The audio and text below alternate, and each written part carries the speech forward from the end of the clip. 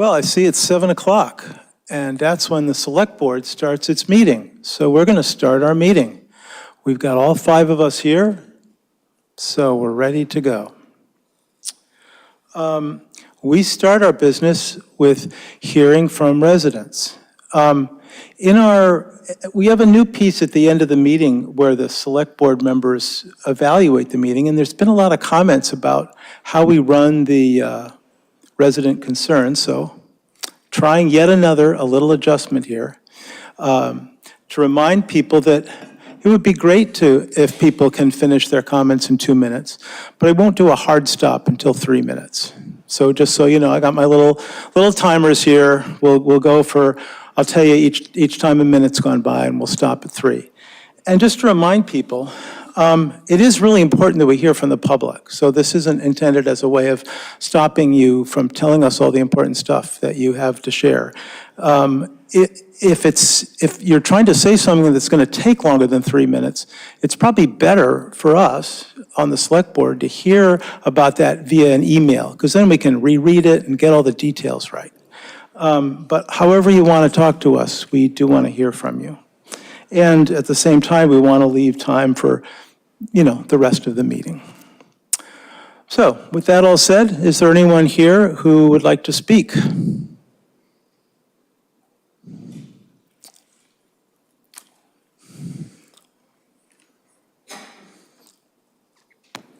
Hi, good evening. My name is Jean Thompson.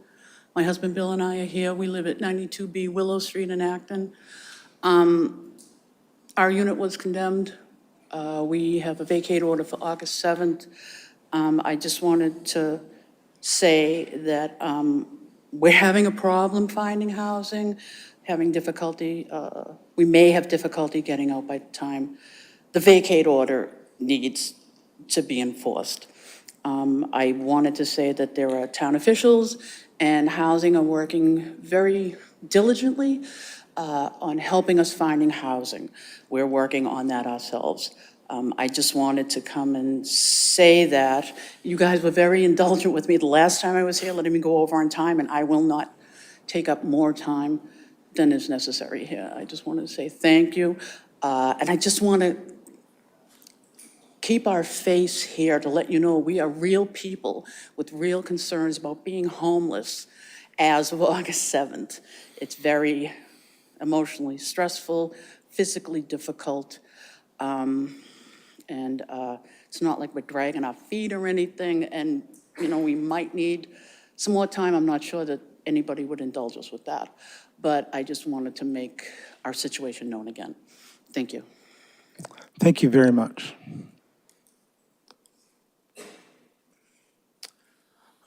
Any other people in the room that would like to speak at resident concerns? How about online? Is anyone raising their hand? There's at least one person. One. Hi, Matt. Why don't you let them speak? Of course. This is a call-in user. They should be able to speak now. Hi, it's Tara from Mass Ave. Can you hear me? Yep. Yes, I love the 3 minutes, but most important, the 1 minute warning. Thank you. But I like the idea of the public hearing the emails because not all emails are shared with the public. So the Select Board doesn't share everything, so thank you for that. I'm speaking in favor of the Thompsons and hope the town decides to push the vacate order out to give them more time. It often takes years to find affordable housing and get through the eviction process. The vacate order was based on the unit being below grade, which turns out not to be the case. And so I don't want the town to be liable and I don't want the Thompsons to be subject to the town allowing a developer to subvert due process, the eviction process by using condemnation.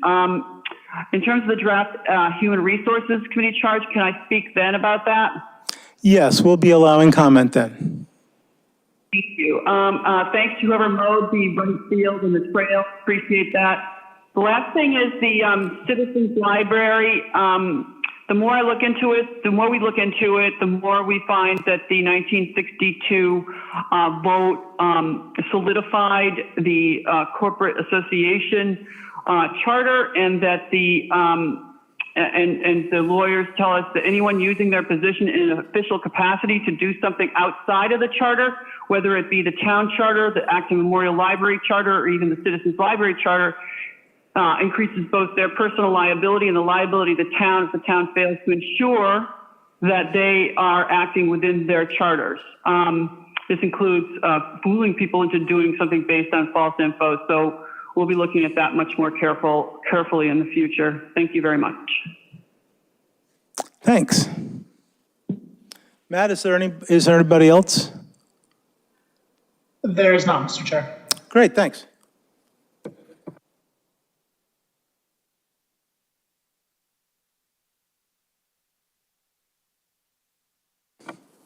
The next thing on our agenda is a chair update. Let me see what we got here. At the last meeting, we spoke briefly about the Hanscom jet expansion and whether the select board would take a position on that. For people that were following that issue, I wanted to mention that tentatively, that's scheduled to come back for more discussion on September 18th.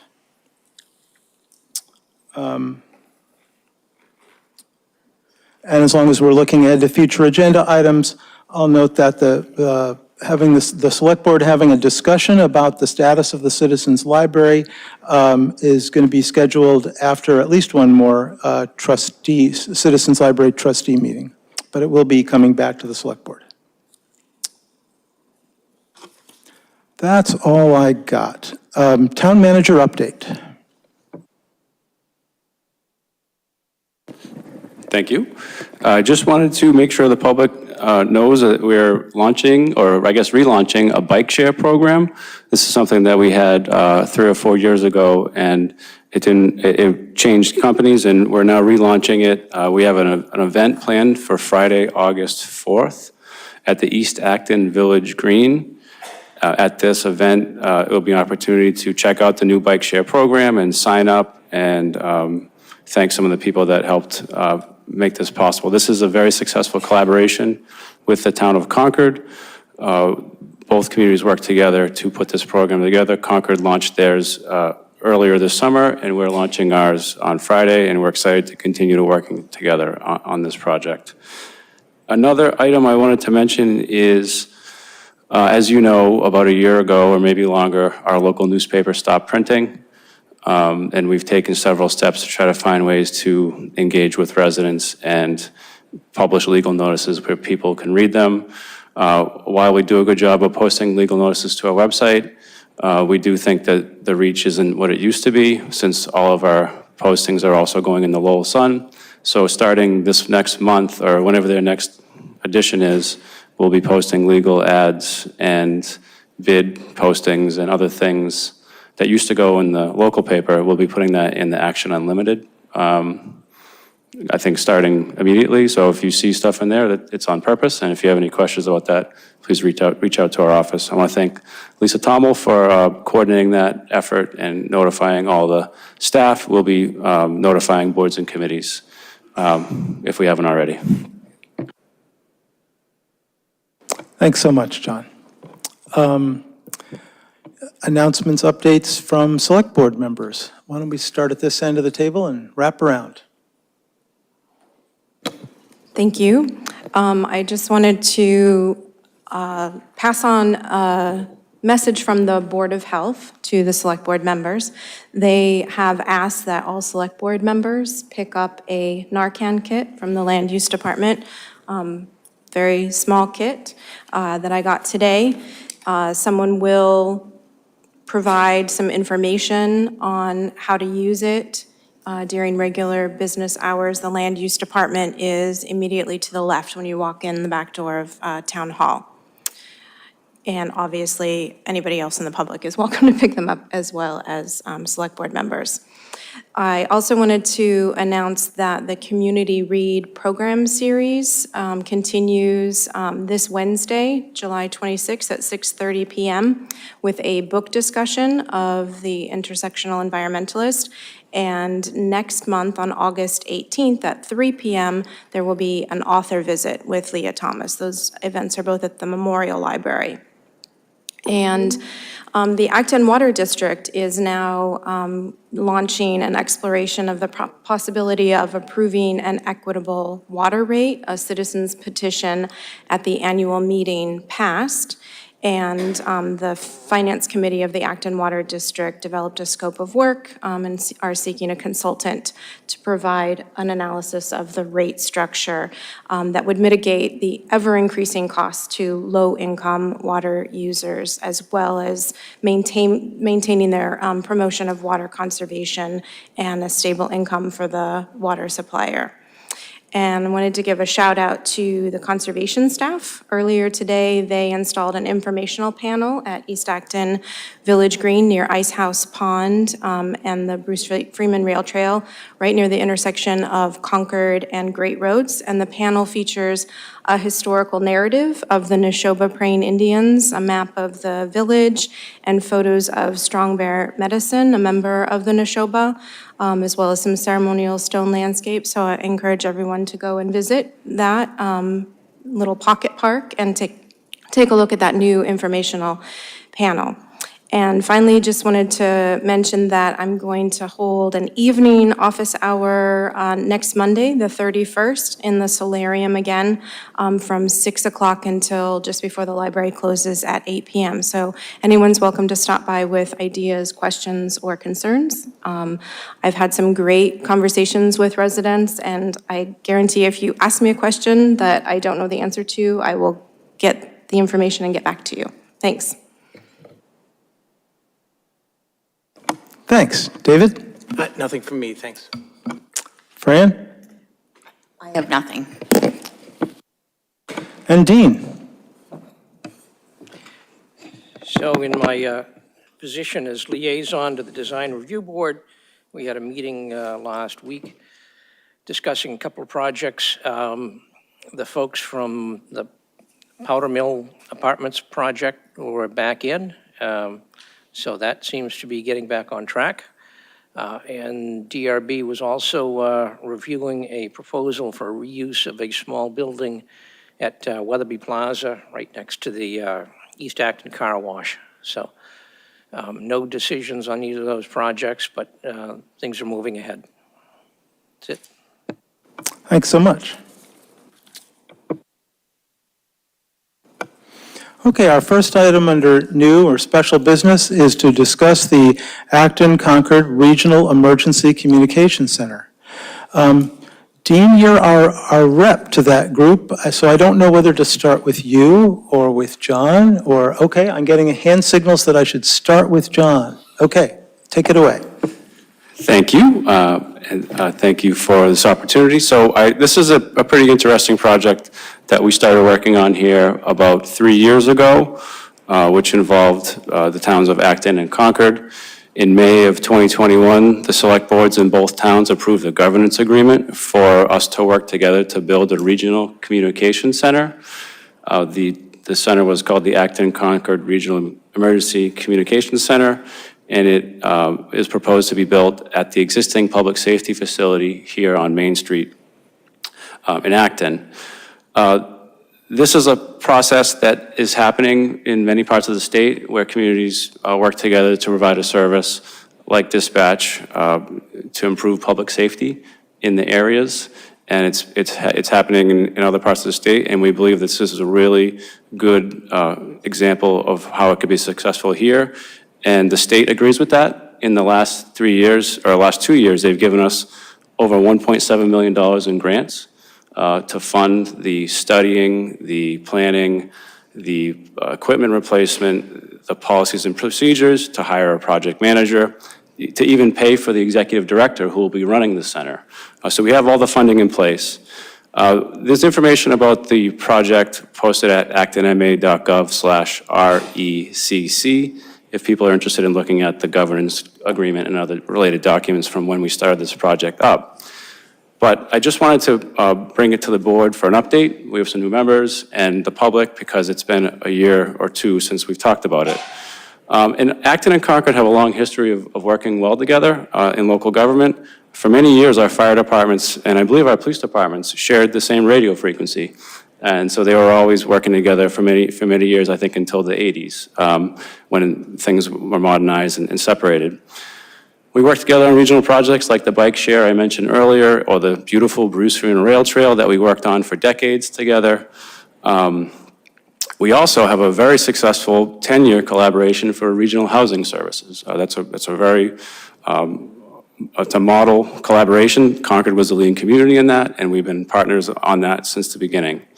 I have here tonight with us Chief Cogan, Interim Chief Arnhem, Director Marianne Fleckner, and we also have in the remote audience Marianne McLaughlin, who is the dispatch supervisor, and we have our project manager, Mark Cady, listening in as well. We're here to answer any questions that you have about the center or plans for the future. Just to give another quick overview, the facility was built, the public safety facility was built just about 20 years ago. It was built at the time with the eye towards expansion. The dispatch center that we've been using there has 2 or 3 workstations, and it can accommodate 3 times as much as that, as you see in the graphic that was included in the packet for this meeting. And it also has the necessary amenities, locker rooms, and other things that you need to have a successful operation like that. So I think we're at a point now after 2 years that there's been a lot of turnover. We've had a new leadership team in both agencies, and similar things are happening in Concord. And so I think Concord had a discussion within the last month to check in on the project and had some questions, which I know Selectman Charter will address in a moment, but I just wanted to give you that update and overview, and I look forward to answering any questions that you all have or the public has about this project, and the team here is here to do the same. So thank you. Thank you. Dean, give us the most recent updates. Okay, so I think John did a great job of laying out the landscape.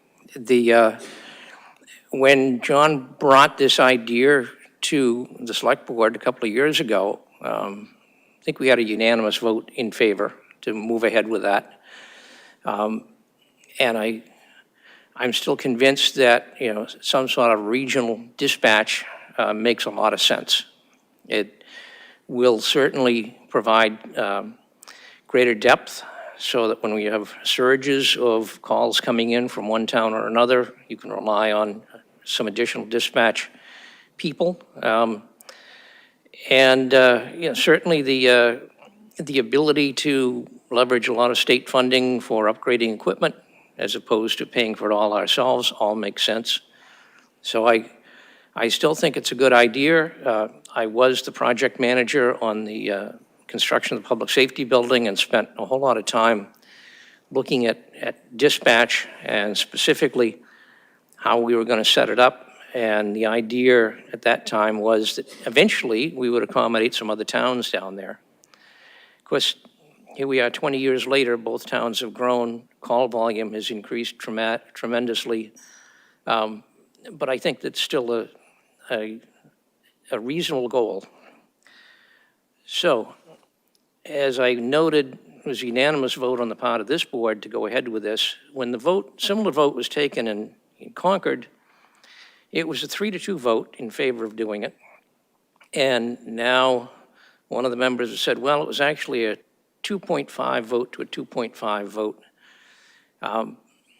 And I think subsequent to that, there's been elections over there. There's been turnover there. Stephen Crane, who was the town manager at the time, has left the town of Concord. They've had some retirements. And I'd best describe it as some of the folks in Concord are having buyer's remorse. So John sent out the link to one of the Concord Select Board meetings. I think that sort of sets the whole stage for the kind of second thoughts they're having. My alternate member from Concord on the RECC, Terry Ackerman, reached out to me and said, can we meet and talk, which we did. had a good discussion. However, a lot of the comments that I made to her in this informal session were taken out of context when they got published. Specifically, I noted that after she asked me the question, she said, is building the combined dispatch a goal for the Acton Select Board? And I said, no, it's not. Well, that's absolutely true because we thought it was a done deal. So I don't think anybody even considered calling that out as a goal because we knew that it was progressing in a reasonable fashion. Now the question was it a goal before you got started? Well, there again, no. And the reason it wasn't was that John and Stephen Crane put this together on their own initiative, brought it to us, and we embraced the idea. So no, it was not originally a goal. And then the question is, will the select board talk about this? And I said, well, maybe. And the maybe is because I'm not the person that sets the agenda. So those three comments got spun that to make it look like there's less than full support for the whole idea of combined dispatch. Concord, the folks in Concord that are skeptical of this whole idea are trying to shift the blame and trying to make it look like we're not pursuing this. And I can tell you from attending the RECC meetings that John and his people are indeed pursuing this. There's frankly been some foot dragging from Concord, again, because they've got buyer's remorse. So, the couple of questions that Terry asked me to verify with you folks, and you saw it in the videos if you watched it. The present arrangement has absolutely no support from the select board in Concord. What she said, there's not been a vote taken, but what she told me, and I believe it's right, it's correct, looking at the meetings and reading the body language, if it came to a vote, it would be 4-0 against. So they want a different deal. They would like to have it in a neutral site, meaning not physically attached to the Acton Public Safety Facility. I think they'd be amenable to having it someplace else in Acton or Concord, but they don't want it associated with our public safety facility. And number two, they very much want to have other towns involved in it as well, not just Acton and Concord. They feel that the present arrangement that they agreed to would basically be a hosted site, and they feel that they would be the junior partners to Acton. And certainly we've got a long shared history from Concord.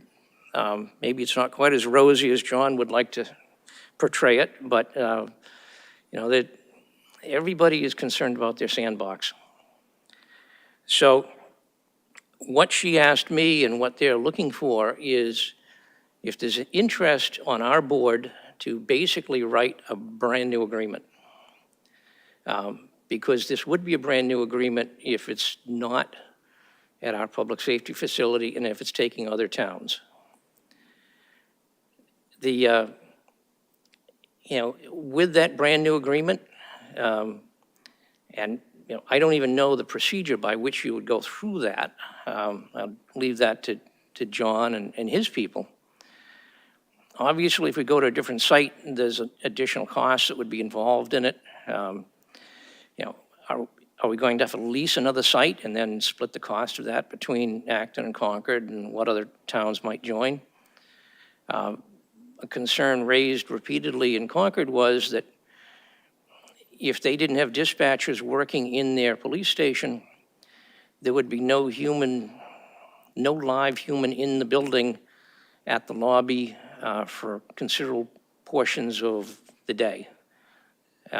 If we move to a new site, the same situation would occur in Acton. So, you'd have to deal with that. Do we have to hire more people? How are we going to handle it? There's been discussion about, having a virtual person at the desk. You can push a button and talk to somebody somewhere. The fire chief in Concord, frankly, was not enamored of that idea because he didn't want the walk-in folks to interfere with the operations of the dispatchers, which things can get really hectic in dispatch. So there's a whole host of questions that this whole thing has raised. John noted there's about 1.7 million committed from the state. There's been about $70,000 that's been expended. If this whole thing falls apart, is the state going to be looking to get reimbursed for that $70,000? In which case, who's going to write the check? I think if Concord are the ones that bail out, Concord just write the check. So I'm interested in continuing to work with this. John is very committed to it, has been, and when this whole thing blew up a while ago, I could tell from talking with him, he was heartbroken because he's committed to doing a good job, and I think this would do a great job. We've got the two chiefs here. I've not spoken formally with either of them about this particular matter, but I've not heard anything, any rumors about any lack of interest on the part of our police and fire. So I think the questions we have to deal with right now is, is the Acton Select Board interested in going back and reconsidering the entire arrangement, specifically going to a neutral site, specifically inviting other towns? If we don't agree to that, Concord is out from what I can see. And then, we're back to day one on this whole thing. So I'm sure John can add a lot more nuance, but that's sort of the political realities of the whole situation. And there's also some timing issues, which I can certainly sympathize with Concord. With the present time frame, we'd be setting up this combined dispatch just as they really roll into their April 19th, 2025 operations, when they've got lots of other stuff to worry about. So that's where we are. I defer to the manager, or either the manager or I can attempt to answer any questions from members of the board. Or there we are. Thanks, Gene, and I appreciate your ongoing work on this. Before we hear from members of the board, is there any more framing, John, that you want to put on, what you're looking for from us? I encourage, actually, if you don't mind, our team to just stand up and say a word or two about where we're at with the project, briefly. Great.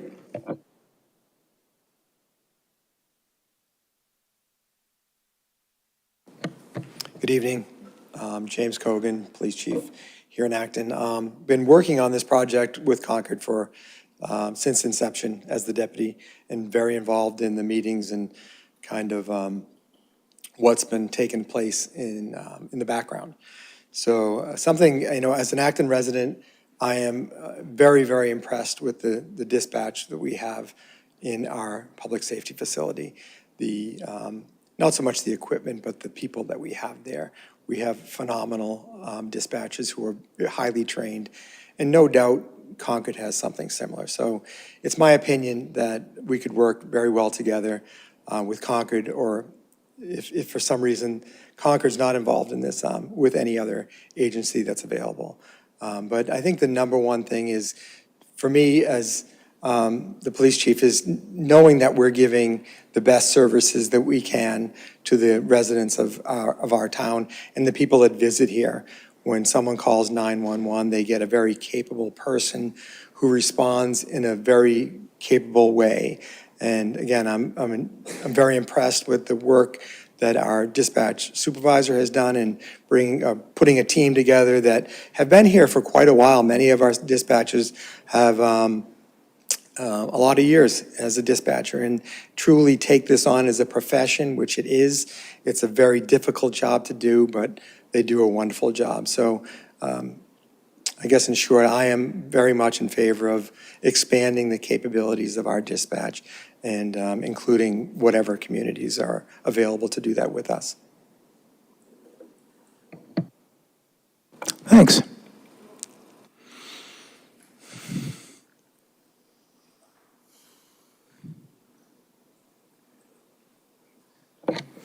Good evening. Anita Arnhem, I'm the interim fire chief. I echo a lot of the police chief's comments. We are very much in favor of supporting this initiative to go to a combined dispatch. Acton and Concord, as well as other towns, have worked very closely. We're very similar towns. We have very similar dispatch modes, if you will. We respond the same way to a lot of the different calls. I also echo the fact that our dispatch has done a wonderful job, and we're very happy to have them. As far as, if there's any questions, let me know, but I've also spoken with Chief Judge in Concord, and we're both on the same page as far as moving forward with it, if possible, and look forward to doing so. I apologize if I come all radioed up. We're actually working mutual aid with Concord right now in Sudbury, so I'm just trying to keep an eye on my folks. Thank you. Thanks.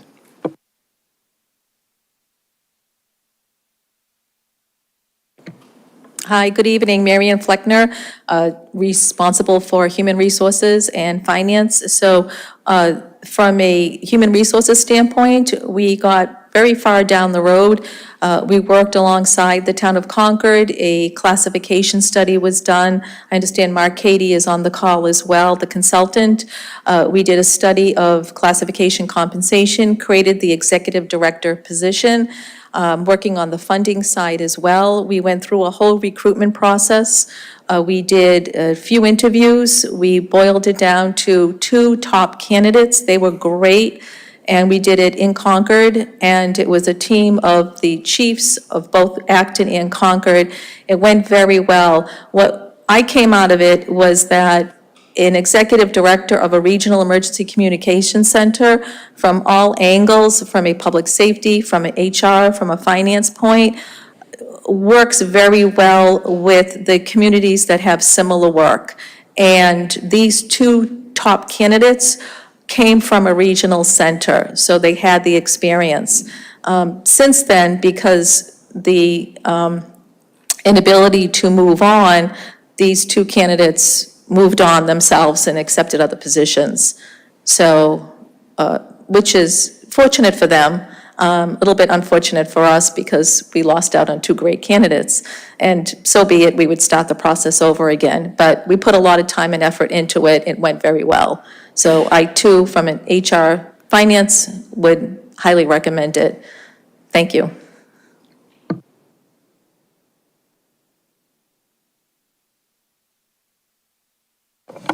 Thanks.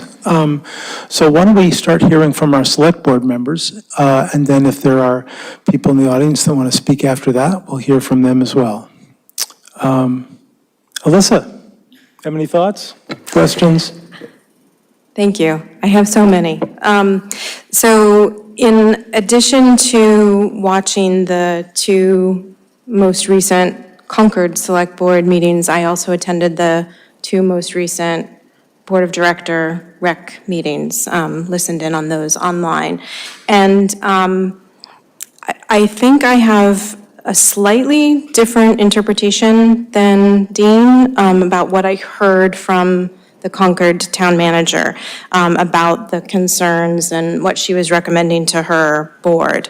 In terms of pulling in other towns to create a multi-town district rather than just the 2-town district, and also exploring alternate sites that they would consider to be neutral. It seemed to me that it wasn't a non-starter if that did not change anything, that it was just, let's gather this information because that would be useful information to have.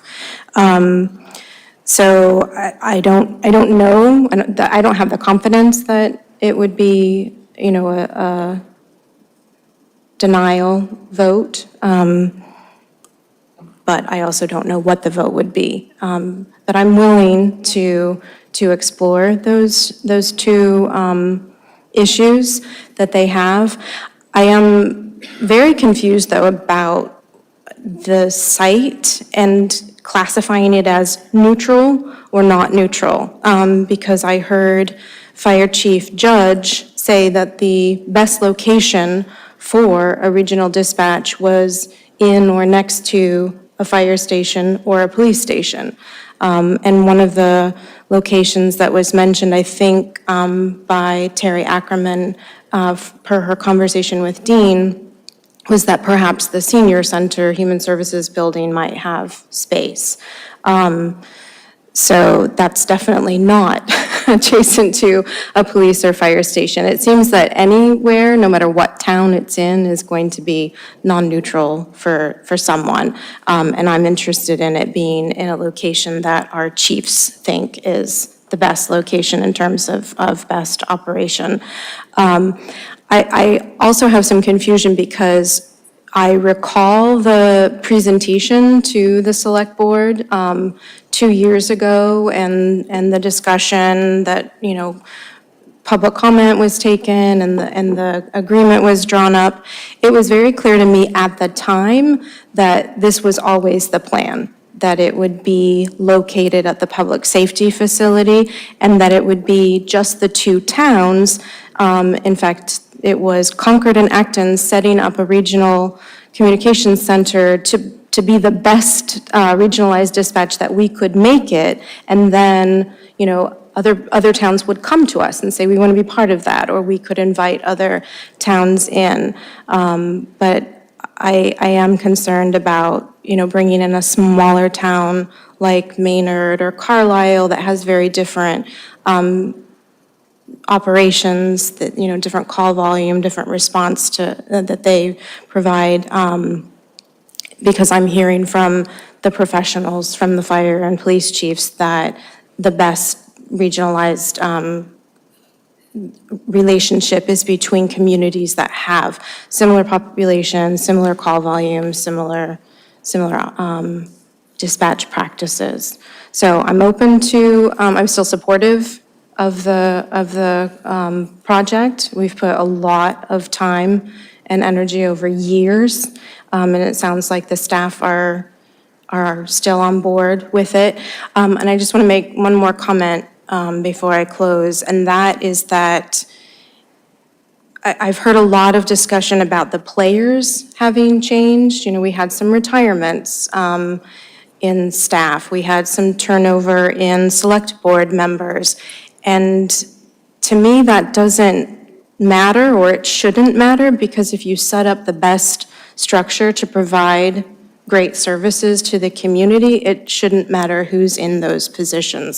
So we're looking at setting something up that's going to be in operation for, decades, and town managers and select board members and police chiefs and fire chiefs are going to change, as well as the dispatchers themselves.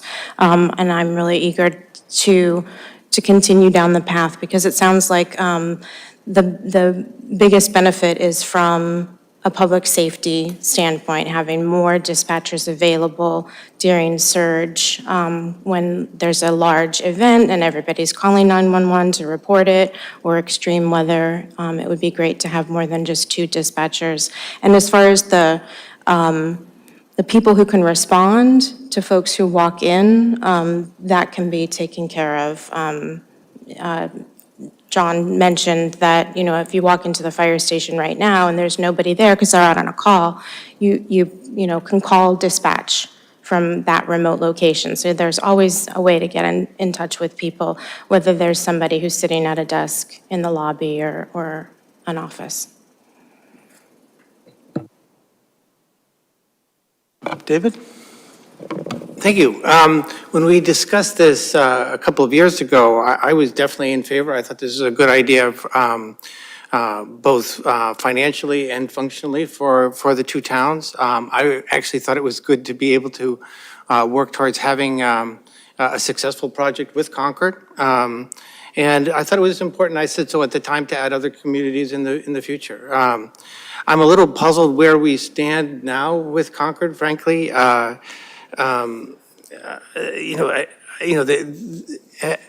their recent meeting, they expressed some members expressed some concern about, not having a presence at their own dispatch center.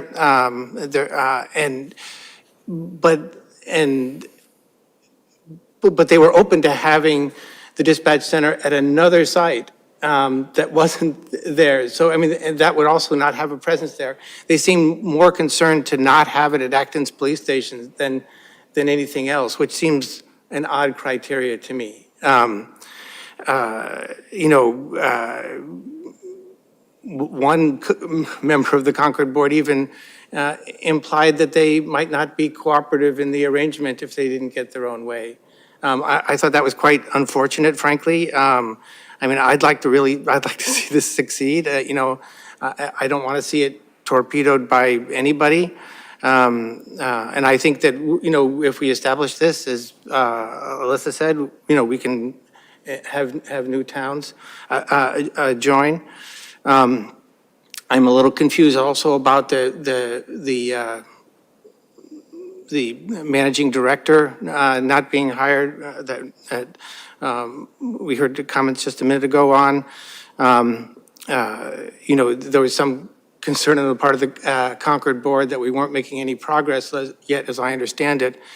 They didn't want to hire the managing director, so that seems to be at odd odds to me. For me, I am definitely not interested in renegotiating the agreement again. I would like to see it move forward and be successful, and to, if we need to make changes, to make them within the structure of the agreement. If we did need to, if the agreement falls through, I would suggest that we try to work with other towns to make it happen. But I'd rather see this work, frankly. And I don't understand why, the motivation, is just to, I don't quite understand the motivation, frankly. It seems that the concerns expressed by the Concord board were then contradicted by themselves in other part of their meeting. So I don't really understand. Let's see. I'm enthusiastic about the combined dispatch project. I want it to succeed and continue. I see a number of routes we could do to make that happen. But maybe I would have some questions for John about, the opinions of staff on some of these. First of all, to the question of having dispatch happen in a location that's not a police station. It does seem like, the sort of questions that people have when they, walk into the police station and ask questions are not really uniquely suited for a dispatcher. They're often general information questions or, I lost something, did somebody find it? And so my impression is that you could have other personnel be answering questions of people that came into the police station. But I guess I'd like to hear, John, if you've heard from your staff about whether that's, whether that works, whether that's okay, or whether it's even desirable, because it keeps the dispatchers, potentially focused on the job of dispatch rather than, answering questions. Sure, I would actually defer to Chief Cogan, but before that, one of the things that we did as a group, both Concord and Acton officials, was we toured another site that had already been set up. It happened to be a neutral location, and it was a secure facility down in Foxborough. And it was very interesting. And so they didn't provide any customer service to each of the communities. They just did dispatch. And so I think perhaps that's what Concord is interested in, having a neutral site that would really focus operations and not have any distractions. And in that case, both communities, but we would just speak for Acton, would need to identify ways to provide service to people that walk into the PSF. We do have other civilians in that lobby now. We have a records clerk, we have office managers, and those they would stay. But perhaps there's other ways that we could address that if it were at a neutral site.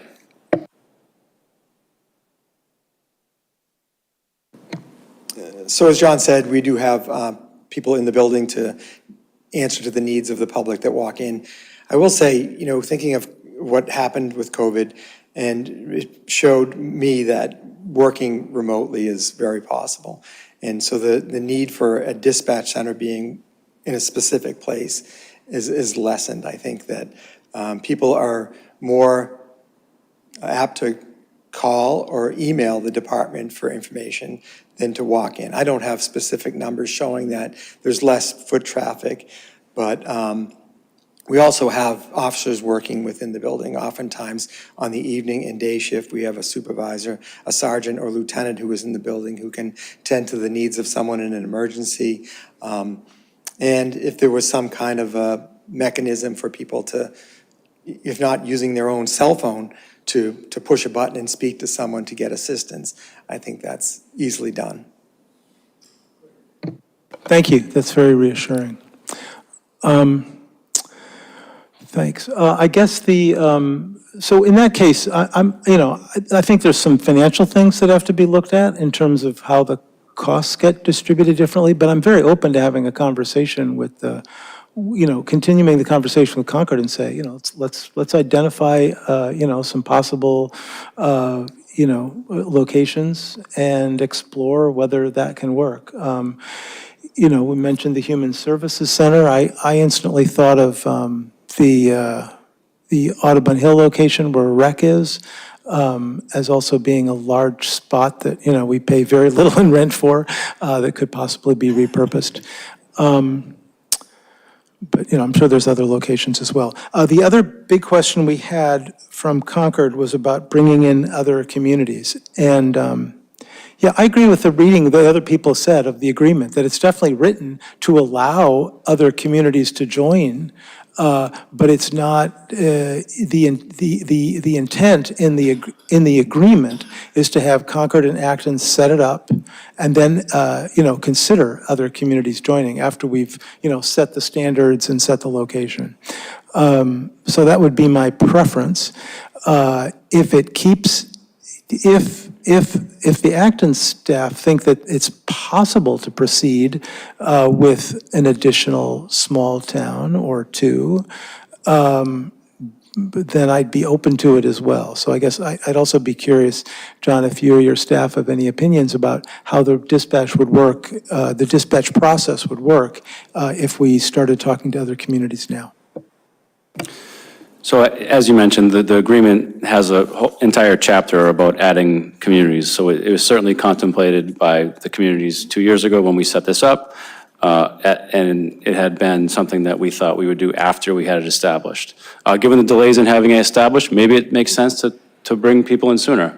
I think part of the reason that we thought it would be good to have two towns that have almost identical call volumes and very similar practices set it up is it allows us to have the most influence on that process between the two of us, and others that want to join us can kind of join us, but not necessarily dictate it as much as they would otherwise. But I'm willing, as representing the staff, to do that, to reach out to other towns. I've already done a little of that informally, just to see what's out there, but we're perfectly willing to reach out and see if that's an opportunity that we can jump on.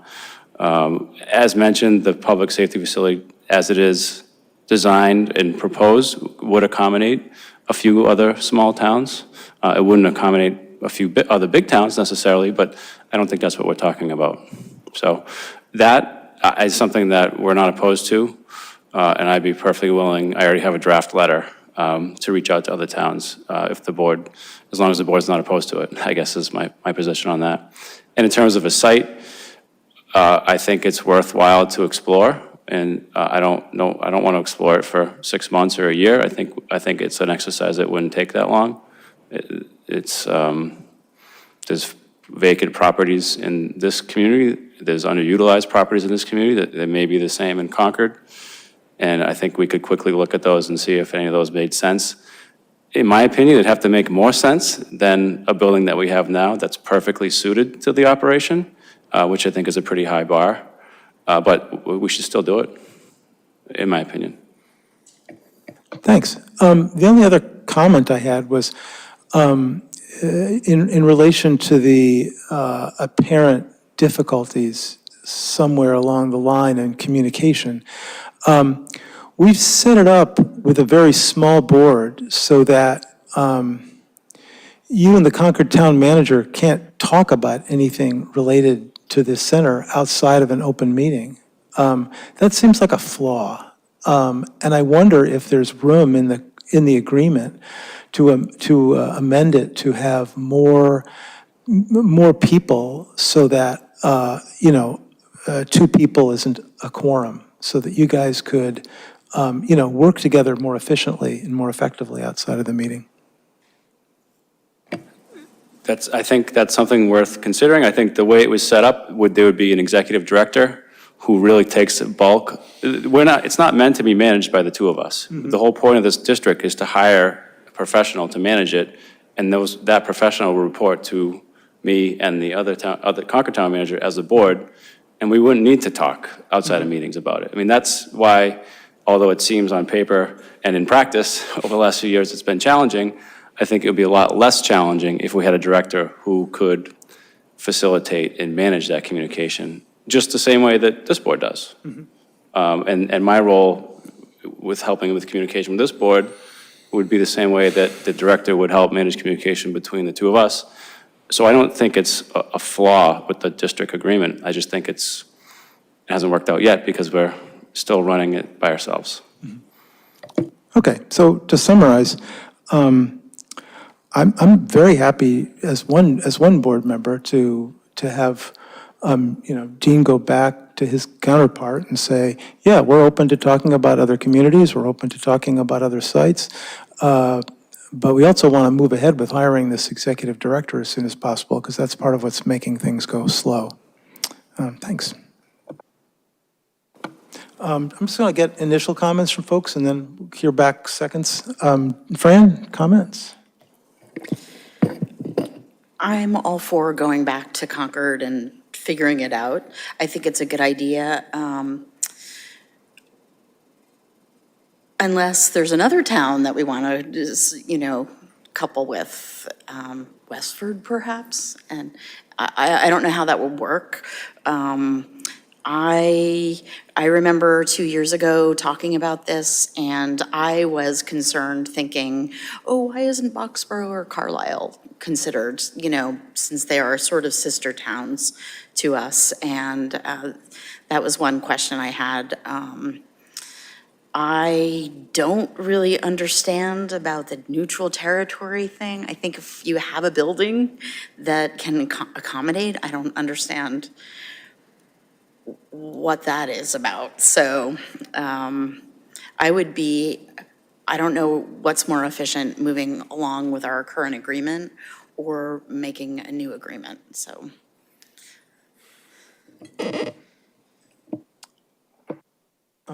Dean, do you have any overall thoughts about how to proceed here? Yeah, I think the town manager and I have exchanged information back and forth. We're thinking about a couple of, possible neutral sites that could be considered. The whole idea about putting it at the Human Services Center, that was a suggestion that Terry Ackerman and I were kicking around, just because it's in Acton, but it's about as close to Concord as you can possibly get. But that was just an example of,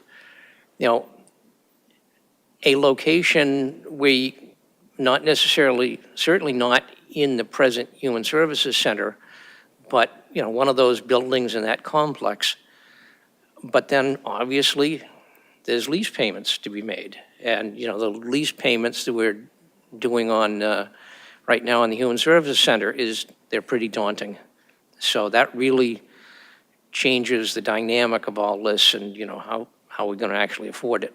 But, those sorts of locations, whether it's town-owned facilities owned in either Concord or Acton, or, privately owned facilities that we get a long-term lease in, setting this up, you have to put a whole lot of hardware in there very quickly. So you want to have a really long-term lease. So those are all considerations. My conversation with Terry, and certainly that was kind of repeated in the other meetings that people have observed, they're talking about a 6-month time frame to, sit back and think about this. So I don't know how that fits with John's thought, but that's sort of the time frame of looking at it. And, frankly, not a lot gets done in August around here. So, I think having some kind of a firm decision or a path forward before the end of this calendar year, I think would be really imperative. That they moved the goalposts on us. And I would hate to put a lot of work on the part of our staff to pursue this further, and then 6 months down the road, they move the goalposts again. So I'm still convinced that this is a reasonable thing to do. I think we can gather some information and present it to them. I don't think you're going to change too many minds over there as far as certainly keeping it in the Acton Public Safety Facility. But, who knows? Thanks. I think I saw at least one hand in this direction for a follow-up. Go ahead, David. Yes, I'm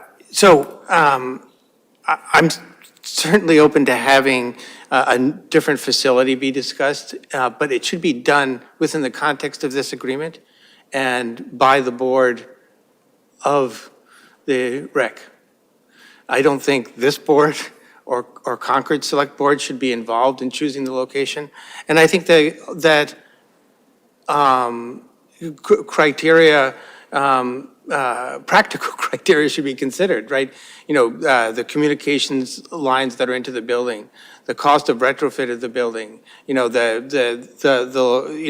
physical location in and out, all the logistics of that should be considered from a practical and functional point of view. Again, within the context of the agreement, what I don't want to see, similar to what Dean just said, is we make some sort of adjustment, you change the agreement or something like that, and then Concord says, no, we don't want to do it. That's why, I'm all in favor of moving forward and making whatever changes the two communities want within the context of the agreement. But if they're going to try to hold the agreement hostage, I'm not interested in that. So I just want to add on to my comments that one concern that I have about an alternate location is the added cost of that in terms of lease payments. As a taxpayer, that would really be unfortunate for the two governments to decide to pursue a more costly option to find a space and outfit it for this center.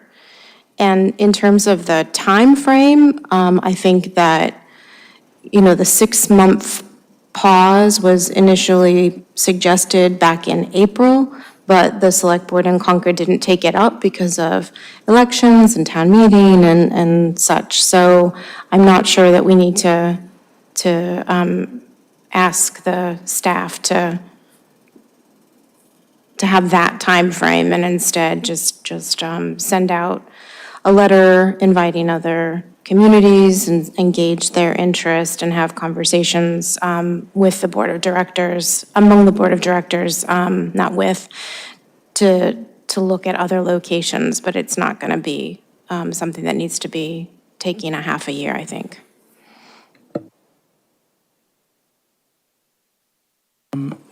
Before we make final comments and see if there's any votes that would be appropriate, I wonder if there's anyone in the audience that would like to speak to this question. Great, and there's one person online. Matt, can you bring them in? Yes, the call-in user, they should be able to speak now. Hi, it's Tara again. Can you hear me? Yep. I want the public safety building, I mean, we can talk about defunding, lower funding, making people social service persons instead of gun carrying police, but I like the idea of the public safety building being open all 24/7. So any solution, I think, would have to have accessibility 24/7 to actual human beings. I agree with the concerns about moving goalposts and remind people about how they held us hostage on water and maybe still are trying, and I hope that we address that. I'm okay inviting other towns, but I like the idea of smaller towns. I think that we need to maintain Acton's percentage of the project. I thought the whole point was to save money, and if it's a big new project to regionalize that would cost more money, I'm against that. If they can propose something within the existing cost structure, I'd say go for it, but I don't think we gave them any authority to move forward on anything that would increase costs. And then lastly, I want to remind people that everyone is civilian. I heard somebody referring to non-police as civilian. Police are civilian too. The trend for people to refer to non-police as civilian suggests that police are non-civilian. And what's non-civilian? Well, it's military. It's unconstitutional to have a standing military, and I hope people stop calling non-police civilians. Thank you so much. Thanks. Was there another person up there, Matt? Yes, Mr. Chair. Barry Rosen. Great. Barry, will speak. Good evening. I guess I can be heard, maybe? Oh, yeah.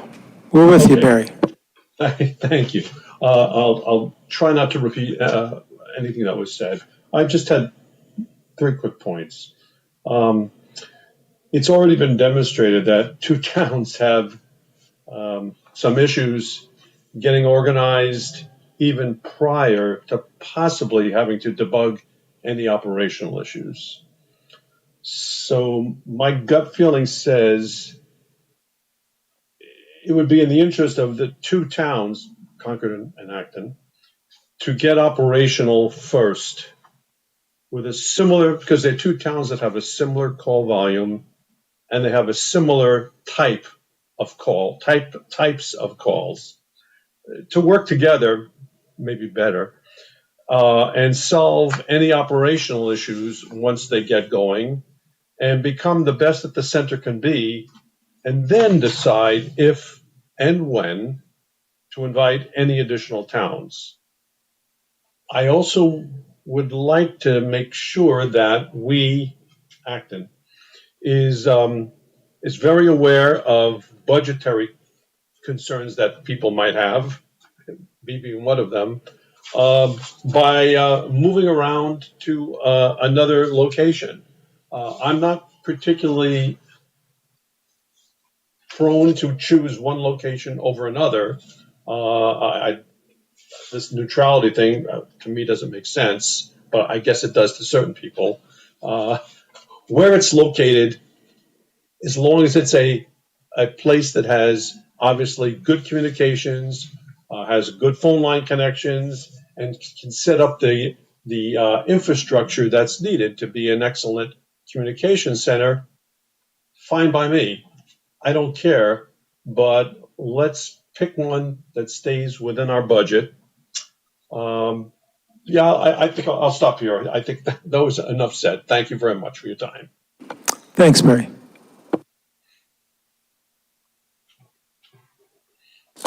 You have a question? Just it may be a dumb question, but when you say an off-site location, you don't mean Foxborough, do you? That's not what I had in mind. No, but I mean, there are communities that are not.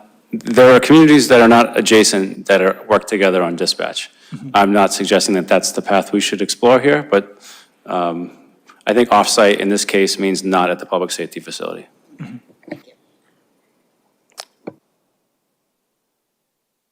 Thank you. I just wanted to offer a couple of responses to the comments that we heard. The comment was other civilians are located on-site in the public safety facility. And I also want to note that saving money was not the whole point. The major point of this is to improve services and increase safety of the the firefighters and the police officers that are out in the streets responding to emergencies. That's the main point. So the cost savings, the incentive, the money, the grants from the state, that's just a bonus, and it facilitates the setup. So we've heard a lot from select board members, and I may be ready to try to synthesize what I've heard. Let me see how this goes. I heard an interest in pursuing the combined dispatch. There was no one who was against that.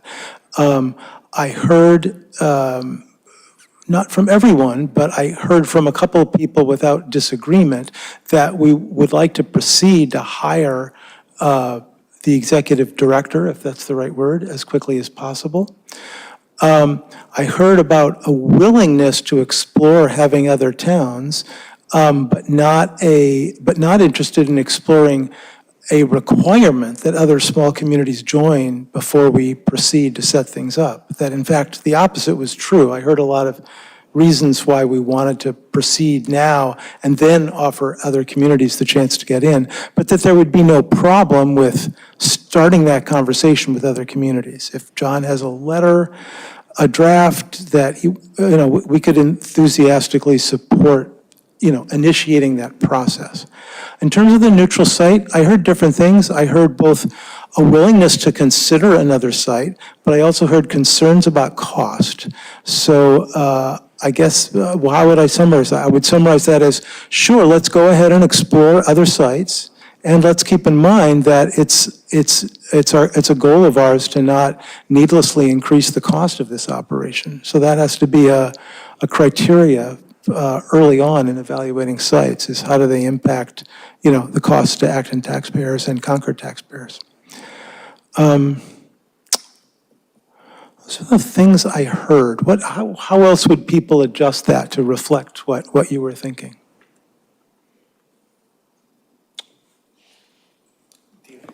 Dean. Yeah, I noted those 4 points down. I think that seems to be, I think the message we want to send out is that, we're open to discussion. We hear their concerns. We're willing to devote a little bit more time to trying to flesh out some of those possibilities. I'm skeptical that the other board member of the RECC would agree to hiring an executive director at this point, but I think it's probably a good idea that we lay that out there, that we think it's worthwhile. I think the only other point that I would like to address is, the timing of all this. Are we going to pursue this for 4 months, 8 months, a year? So I think if we could narrow down on that and let our counterparts over in Concord know, okay, we'll kick this around until Thanksgiving, whatever. I think that would be important. But those 4 points I think kind of reflect that you came up with, kind of reflect what my take-home message is from the discussion here. Okay. I'm seeing nods. We may or may not need. Oh, sorry. Question first. I think this is a question for the town manager. Are there constraints at this point with money from the state as far as timing? So, thank you. The state 911 folks understand that there are some discussions that need to be had between the two communities, and I believe that they're not asking us to make a decision like next month or something. I think the time frame that we're talking about here, I think that they wouldn't have any concerns about, and none of the funding would be in danger if that is the timeline we're discussing. Thanks. So the question I was moving towards was whether Dean, as our rep, or John, as our town manager, need a specific vote, or whether the minutes noting a general agreement are enough for you to proceed.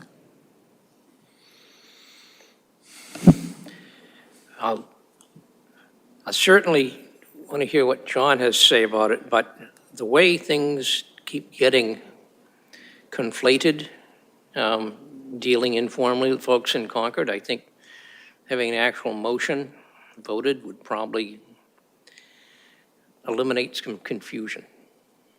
Thanks. John, your thought about that? I always like clear direction, but I'm happy either way. Okay. Well, I did say a bunch of words in a certain order that maybe we could turn into a motion. So I can never remember what I've said 3 minutes after I've said it, if anyone else wants to try to turn that into a motion. Dean, I'm particularly looking at you because you were taking careful notes and you have to be able to represent this. So the points that you raised, we're interested in continuing to pursue combined dispatch. We feel that we should move ahead with hiring the executive director, or the board should hire the executive director. We're open to exploring other towns joining, but it's not a requirement. We are willing to consider other sites, but we're concerned about costs and obviously operational considerations. And then the other question is, we feel that, 4 months from now, 6 months from now, we'd like to put an end to this. So I think those are the specific points, however you wish to phrase that as a motion. Right. You have a thought about this motion, David? Yes, I just want to be clear, this is true from my point of view, that we are not interested in renegotiating the agreement. I agree with all those things, and we should be able to do them all within the context of the agreement. If the need is to renegotiate the agreement, I would think it would have to come, well, it would definitely have to come back to us, but I would not be in favor of that. So I don't know if that needs to be added as a sixth point. I think that would be a good point to add explicitly.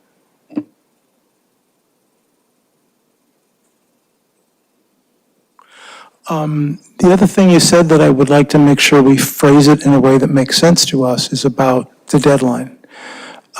Because we don't, on the one hand, we want them to, move forward or say that they're not willing to move forward so that we can, move forward with somebody else. But we don't want to say, if you don't do a certain thing by a certain date, the deal is off. We don't want to be the ones who leave the agreement. I think, that's my understanding. But maybe you can correct me on what we're trying to say with that clause about the timing.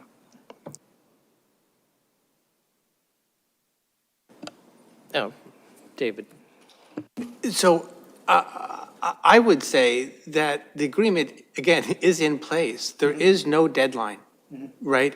If they choose to not allow the agreement to succeed, then we would have to revisit that at a future time, right? And I don't know what that means. One Concord Select Board member implied that they might do that in their meeting, which I was kind of really taken aback at, frankly, that they would. But anyway, no, I don't think that, we should threaten to pull out of the agreement. I want the agreement to succeed. And I'm happy to make changes within the context of that agreement. So I don't know how a deadline would work, but it doesn't make sense to just continue to limp along without an executive director and not be able to do anything. Alyssa? I'm thinking, and I'd like to hear from the town manager about this timeframe, but I'm thinking 3 months would be enough to answer these two questions about location and whether or not there are other communities who want to join. And I feel like hiring an executive director could actually facilitate that.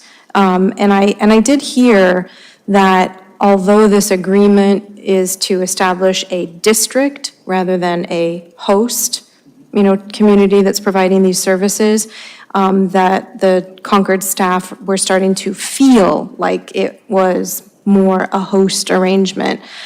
So having an executive director in place could address those issues that are, not so, tangible and spelled out in the document. One idea that I had was, I know that our human resources has been involved in the, I just want to get the wording correct, the classification and compensation. So, perhaps working out an arrangement whereby, Concord Human Resources or Technology or whatever, maybe discussing with them a bigger role for them in that, so it does feel more like a partnership to the staff.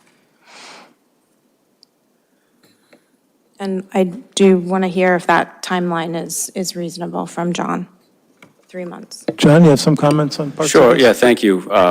So HR did work closely with the HR offices in Concord Town Hall throughout the process. We were the advertising and agency, but it was a collaborative effort. And I would expect that to continue. I guess, in terms of the timeline, I would rather not try to recruit someone to a district that, when they ask for details about it, I don't want to have to say, I'm not sure. So I'd rather wait. If 3 months is an appropriate time, I'd rather wait for the 3 months to pass, and maybe that'll be the check-in. Are we good to hire a director after 3 months? And maybe if you wanted to give more time to sort out the other things. All of these things being on this side of 2024, I think would be in our best interest, calendar year 2024. A question related to that. Can in fact other towns join, or can the dispatch center move without renegotiating the agreement? We definitely could add towns without changing the agreement. Well, other than adding them to it, which I guess would be a change. Yeah. But the substance of the agreement we need to change. I believe we could get a legal interpretation, so I don't know.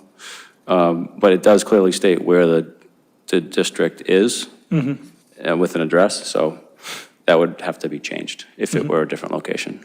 Okay. So to my fellow board members, because you had said, we're not interested in renegotiating the agreement, would we be willing to change the agreement to match a new agreed-on understanding about where the dispatch center might be? David? Yeah, I would be Okay. open to that, and I tried to indicate that, but I think it's a really bad thing to politicize the process and having us generate ideas and the Concord board, select board generate ideas as to where the facility should go, right? If the rec wants to recommend to both boards that it goes someplace else and that it's a better place to put it, well, yeah, I think that would be it would be bad on our part not to consider such a thing. So, but I think that should be, again, within the agreement, not imposed on it to, we're not moving forward unless we change the agreement. I think that's, especially since the criteria seems to be anything but the Acton Police Station is fine. Right? They expressed concern about someone walking into their own center, but they were also said we'd be open to other locations. So, anyway, I would be open to changing it, but I just think it needs to come from within the context of the agreement, not conditioned on moving forward. And I think to make that happen, we should hire the executive director. Right? Because we're not going to make good progress without hiring the executive director. So, David, I think I've heard now different things from you and from the manager. So before we construct a motion, we should probably talk this through more. What I hear John saying is that it would be a challenge to hire a good executive director if we can't really tell them the details about, how it's going to work out, and that we're in the middle of working them out. But I think what you're saying is that having an executive director could help resolve these details, because suddenly you have a full-time staff person working away on trying to resolve these issues. It might even help resolve the concerns about neutral site, in the sense that the executive director is a neutral person, not from Acton or Concord, and that might help with that sense of neutrality that might, even in the context of considering other locations, might allow us to, end up back in the Acton Dispatch Center. So I'm wondering if John or David, you had any thoughts about how to bridge that gap? David? So maybe I'm going to just ask, do you think the rec is in his state without the executive director to evaluate other potential sites and choose one? I think we'll do our best. We do have a project manager from CTA Consultants, and we are authorized to work with them through our grant in FY24 to further this district, and I believe the work described here could be completed by that third party. So although it would be better to have an executive director, having a third-party consultant is helpful too. So I think we could do it, and I think we could plan to check back in with you in 3 months as a way to close out the motion. Okay, so the elements I'm seeing are, we're enthusiastic about pursuing combined dispatch in the context of the current agreement. We are open to exploring, having the rec explore alternate locations and come back to the boards with recommendations. And we'd be open to having the rec explore alternate additional partners and coming back to us with recommendations. And that we'd expect to take up this topic again in 3 months. Is that fitting closer to where people are at? Okay, I'm seeing nods all around. That was almost words that looked like a motion. I would move what you said. I will second that. Lisa, did you feel like you captured sufficiently the main points that I made, that we could, by the time we get to minutes, this can become an actual motion with, like, in English and everything with complete sentences? I will have to refer to the YouTube video tomorrow morning, but Okay, I have pretty much everything. okay. We'll work on that. And Dean, in his dual role as clerk and representative of the rec, will help us make sure we have clear language in there. So that motion has been made and seconded. Are there any more comments before we take a vote? Okay, all those in favor, please say yes or aye. Aye. All those opposed? Any abstentions? No, we've got a unanimous sense about our enthusiasm about how to move forward, and we're looking forward to hearing back in 3 months and go do good things. Thank you. Mr. Chair? Yes. So just to clarify for me and for John, how is this motion to be sent forward? Will John send it to the rec? Will John send it to the Concord Town Manager? Should I reach out to the liaison? Who's transmitting it? Are you, say again, you have, oh, Alyssa has an opinion, why don't we hear that?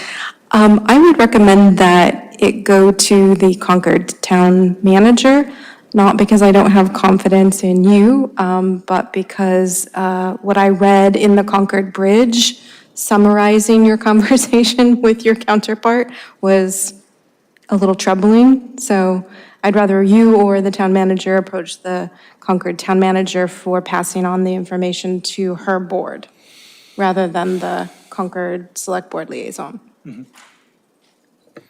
I'll certainly agree with that as far as in regards to the liaison. So I Okay. defer to John to send it on to the Concord Town Manager, and they Okay. can distribute it. And to carry it forward to the rec. Great. Okay, we got that. Good to have next steps clear. Thanks, everyone. That was a long and complicated discussion, but it was definitely worth it. And we put it first, which was very wise. Now we're going to move on to discussing 53 River Street Dam removal project and funding needed for historic park. We have a bunch of select people involved in this in different ways, but why don't we start with John? Where are we at? Thank you. So this is an exciting project that started a few years ago when we learned that we had a hazardous dam on one of our town properties. Mike Gendron, our conservation agent, has taken the lead on the project that we have been working on to remove the dam. We've received grant funding. We've received an initial grant funding, and through Mike's hard work, we actually received a supplemental grant to close the gap that we needed to fund the construction. Mike's going to give a brief overview of the project right now with David Martin, who has been very involved in this as a select board member and 53 River Street committee member. Good evening, Mr. Chairman, members of the board. So I prepared a quick presentation, so if I could be given the ability to share my screen quickly. I think I'd probably show up under natural resources for the Zoom.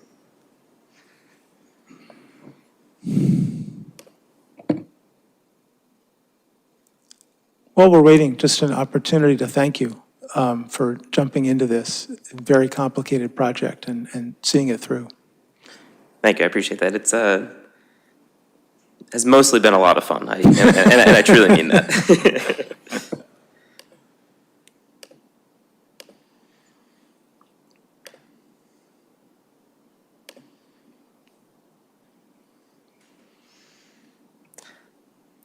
Okay, so just quickly starting with some of the project updates since we've last presented to the board. I know David presented, I think, in February or March, and we've had some pretty huge updates since that last meeting. So since then, we've received our DEP Chapter 91 waterways license and our Army Corps of Engineers 404 permit. So those are really the two permits that were the biggest hurdle from us getting to construction, the thing stopping us from getting to construction. So now that we've obtained those, we are in a really good place as far as permitting goes. I have a quick slide on where we're at in total with permitting coming up here, but the important thing is that those two permits give us the ability to move forward with construction, which is obviously very important.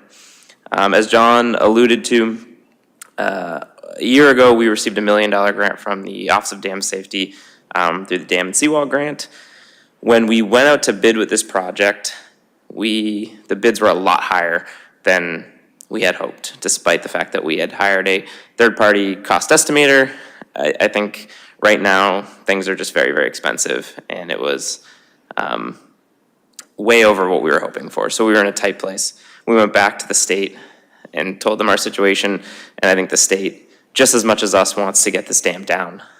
So they gave us an additional $380,000 onto that grant, which just barely got us enough to move forward with the first phase of this project. So since we got that money, we went ahead and we are hiring SNR. It's a company out of Lowell, Mass.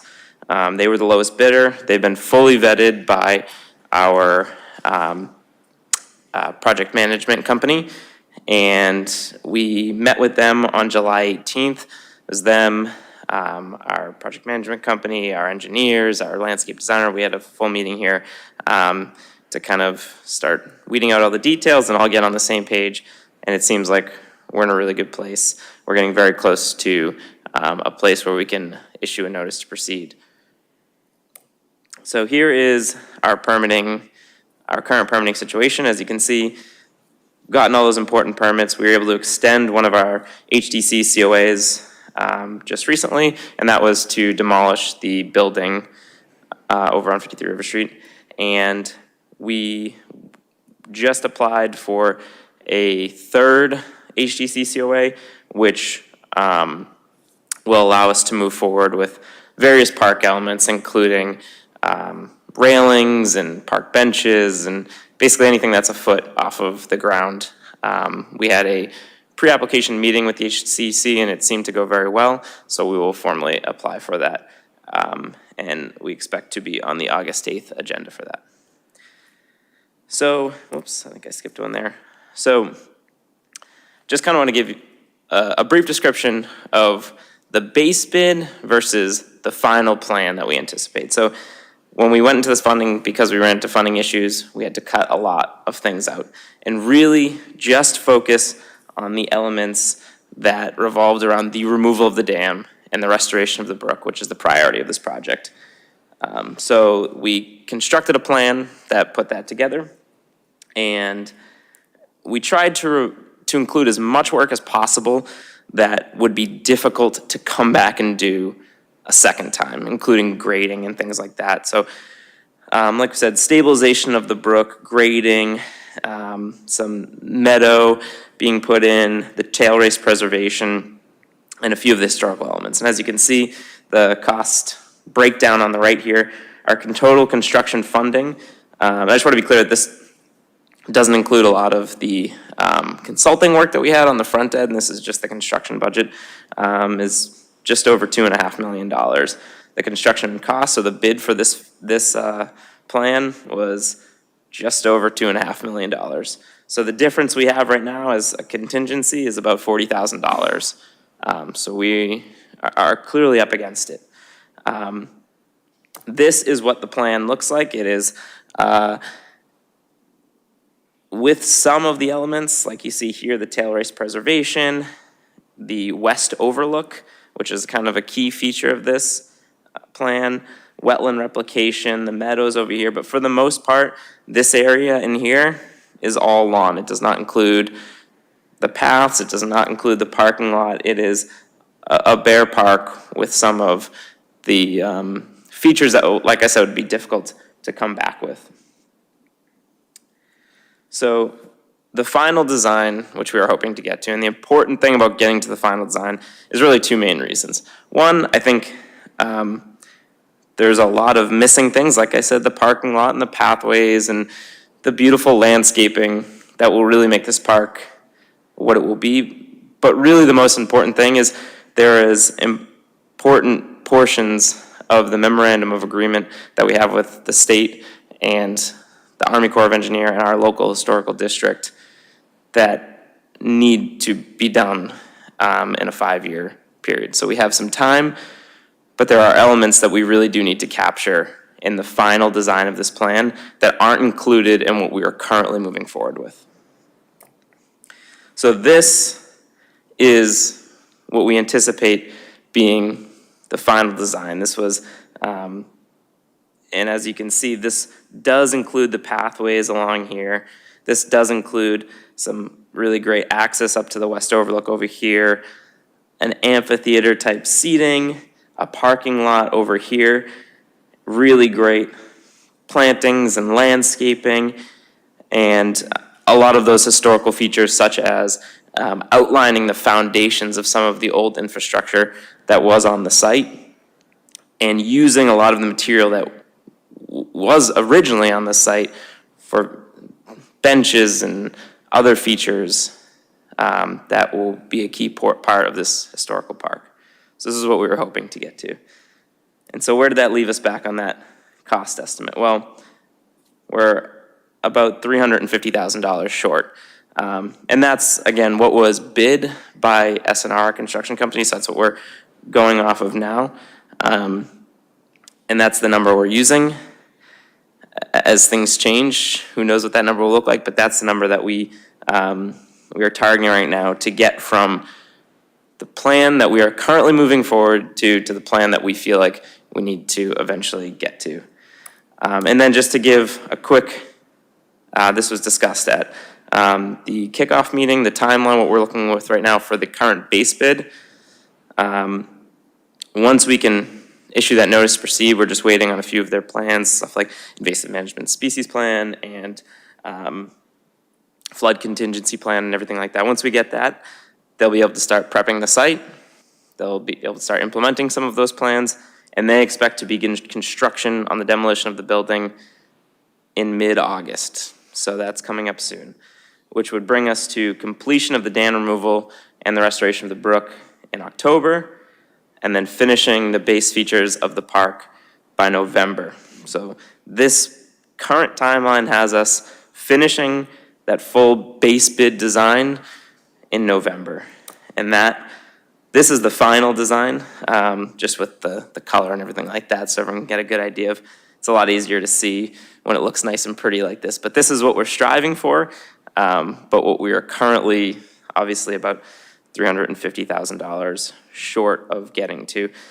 So that is the update, and I will kick it back to you, Mr. Chairman, and I know when it comes to, I'm happy to answer any questions I have, but I know David and John are ready to answer some questions as well. Thanks again, thanks so much.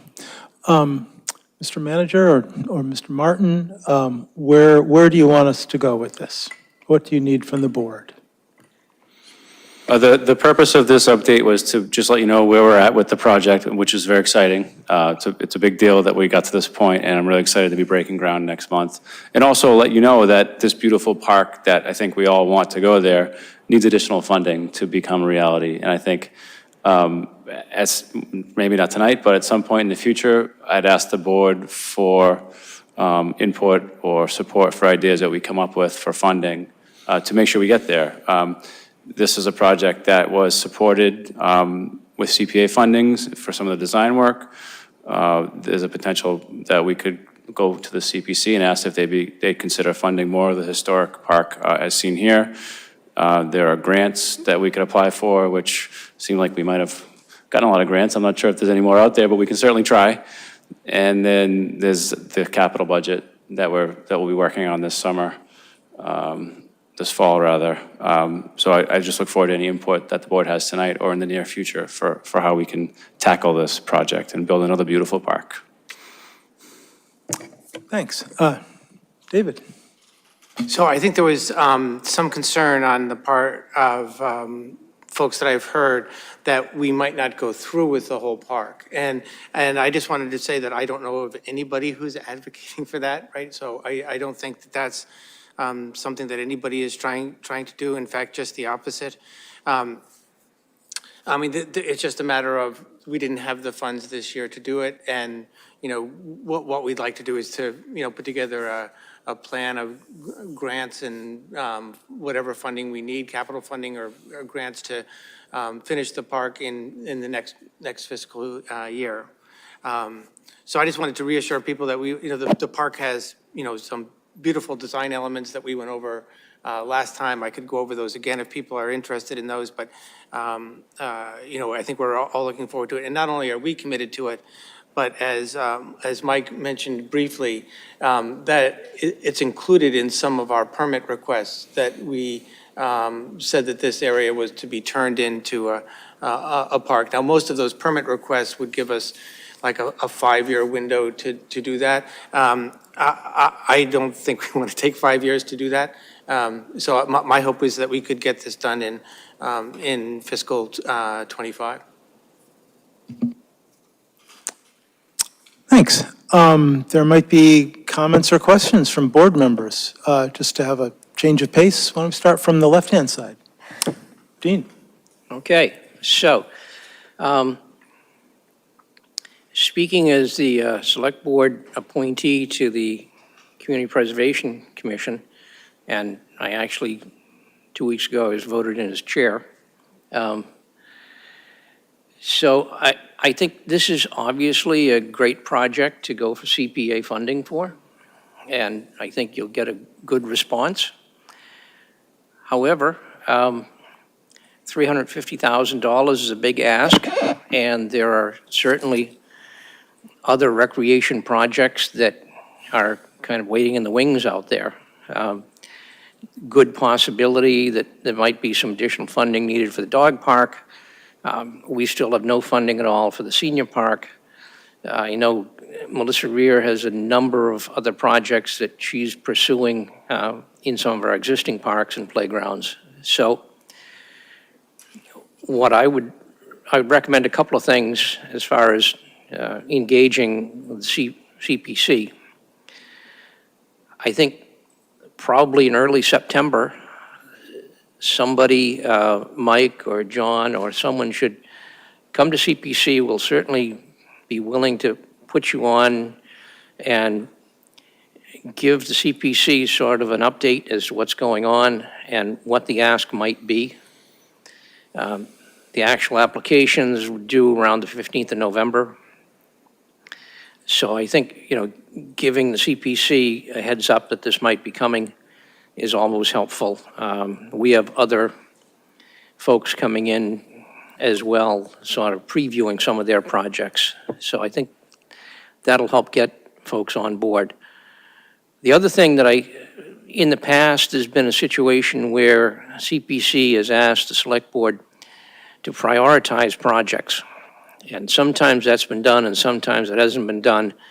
I think there's going to be a very strong push this year that the prioritization of these projects presented by the town should be done at the time that they're submitted in November. Don't wait until we've kicked them around until February or early March. I think CPC wants some guidance. What does this board see as a priority? You can certainly bring in the other projects, but I think it's important that this board makes a determination that these projects this particular project is or is not the number one priority. I think the other thing, this is a recreation project. So I think it's important that the Recreation Commission be engaged in this and that they be allowed to vet any recreation-related projects. In the past, there's been some projects that have come in submitted by projects to be done on town property that are within the recreation basket that the Recreation Commission knew nothing about. And then, of course, related to that, I know David's liaison to the Recreation Commission. I believe they still can't make quorum. So I think getting more members on the Recreation Commission should be a priority for this board so that, that board can actually function and vote on these things. So, there's a limited pool of money. 2 years ago, we were overwhelmed at CPC with requests, and obviously some people were very disappointed that they got little or nothing. So I think, if this board feels that this particular project is something that is the highest priority, bring it to CPC, let us know about it early, and this select board should vote that prioritization so that that goes with the application somewhere around the 15th of November. Thanks. Fran, comments, questions? I have just a quick couple of comments.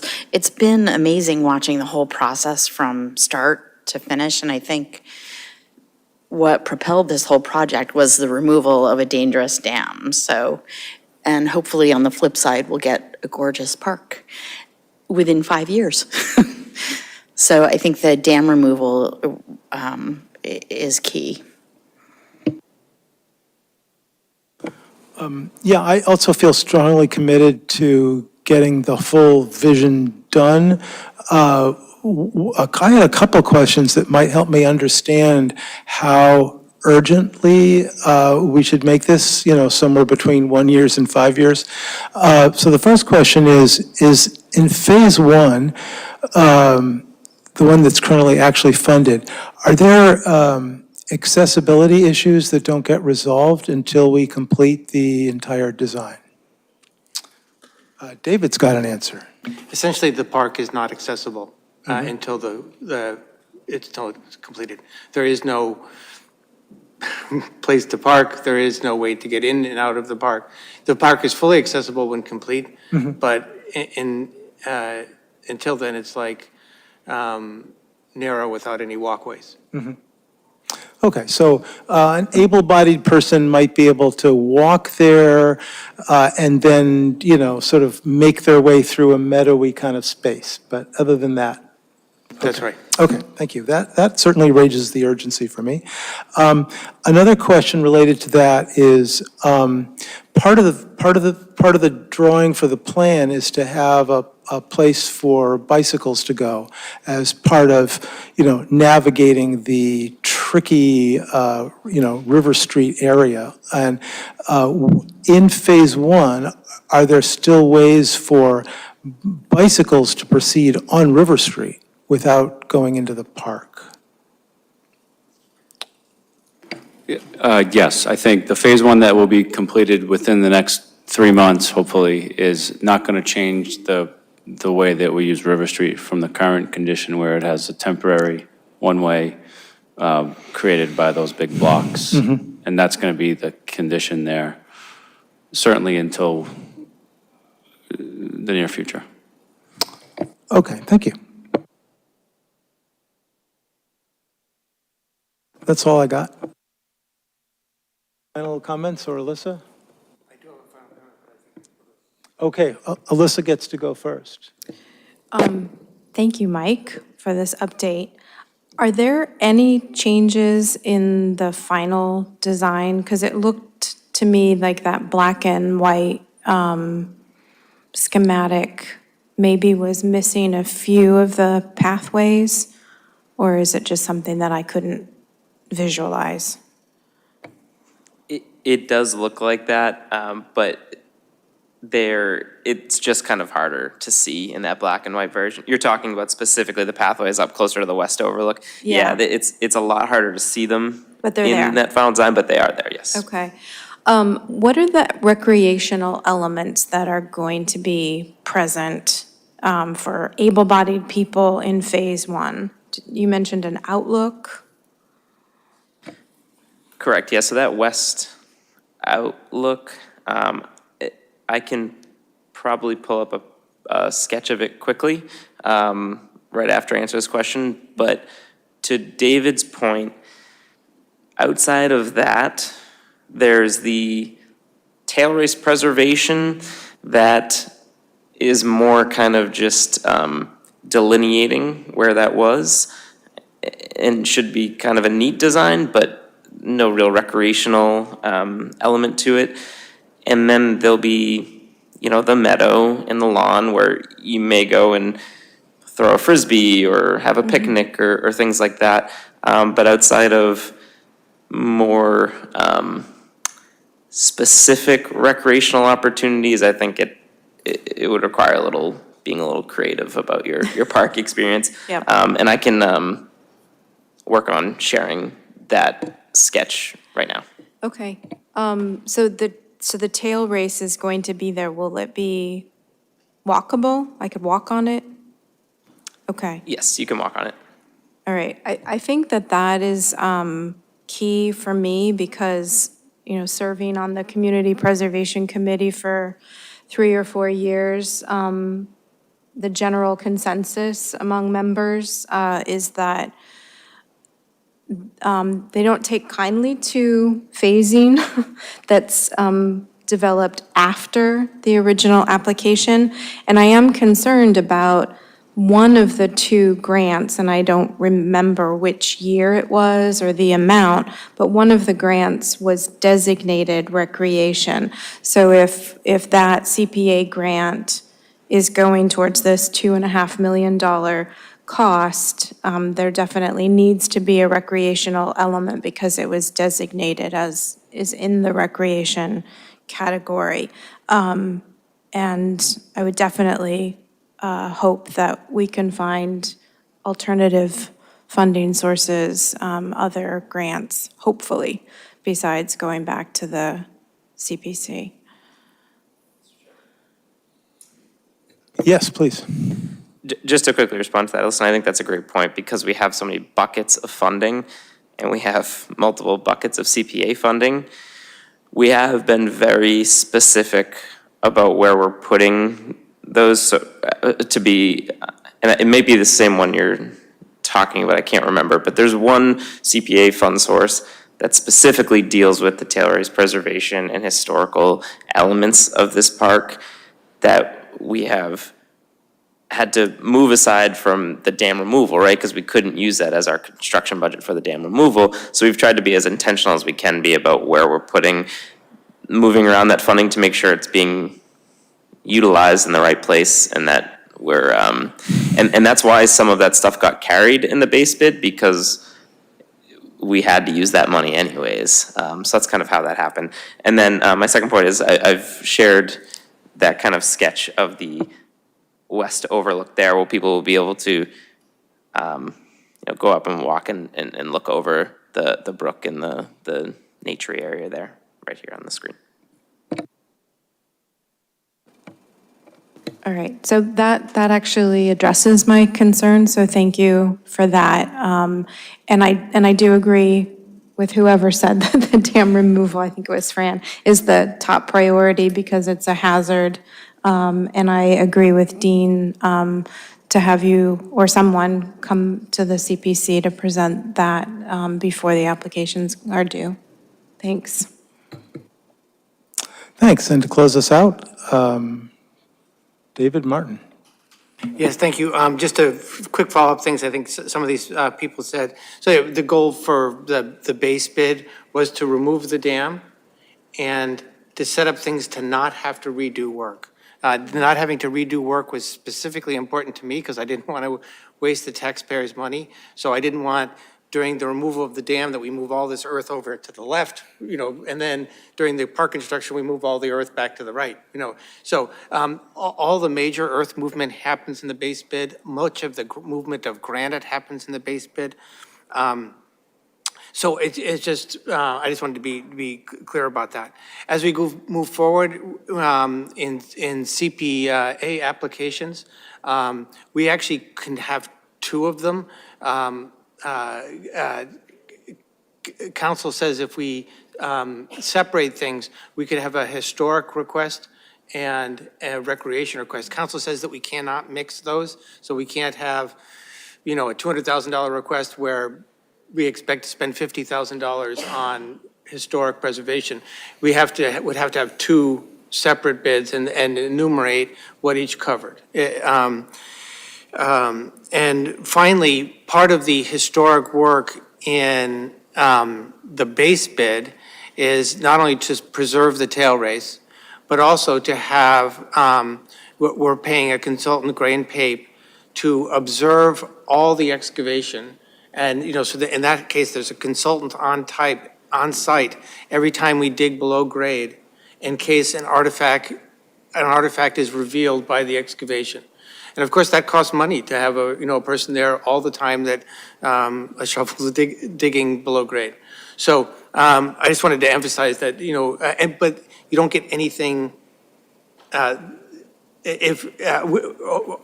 would suspect we'll find some artifacts, but there isn't a park element or something that results from that money, right? It's done to make sure we don't damage or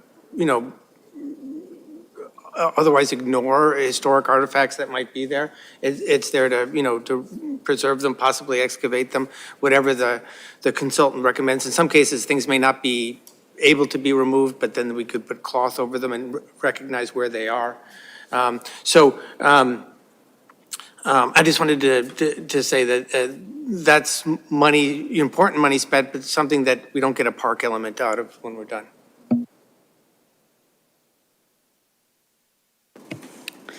Will there be more buttons? The artifacts? David, undoubtedly, right? So when they made, so I should say, first of all, just for everybody's, Bill Clower is on the 53 River Street Committee, and he's told us that there's multiple textile mills on that site. Only the last one was the shoddy mill. And in the shoddy mill, they took the old cloth, removed the buttons, which ended up in a pile, so many buttons are in different parts of the site. And there's also shoddy cloth in the site. There's undoubtedly more buttons and undoubtedly more cloth. And I just wanted to add too that as far as talking about, the historic aspect in CPA, I'm sure that you would have the support of the HDC going to CPA as well.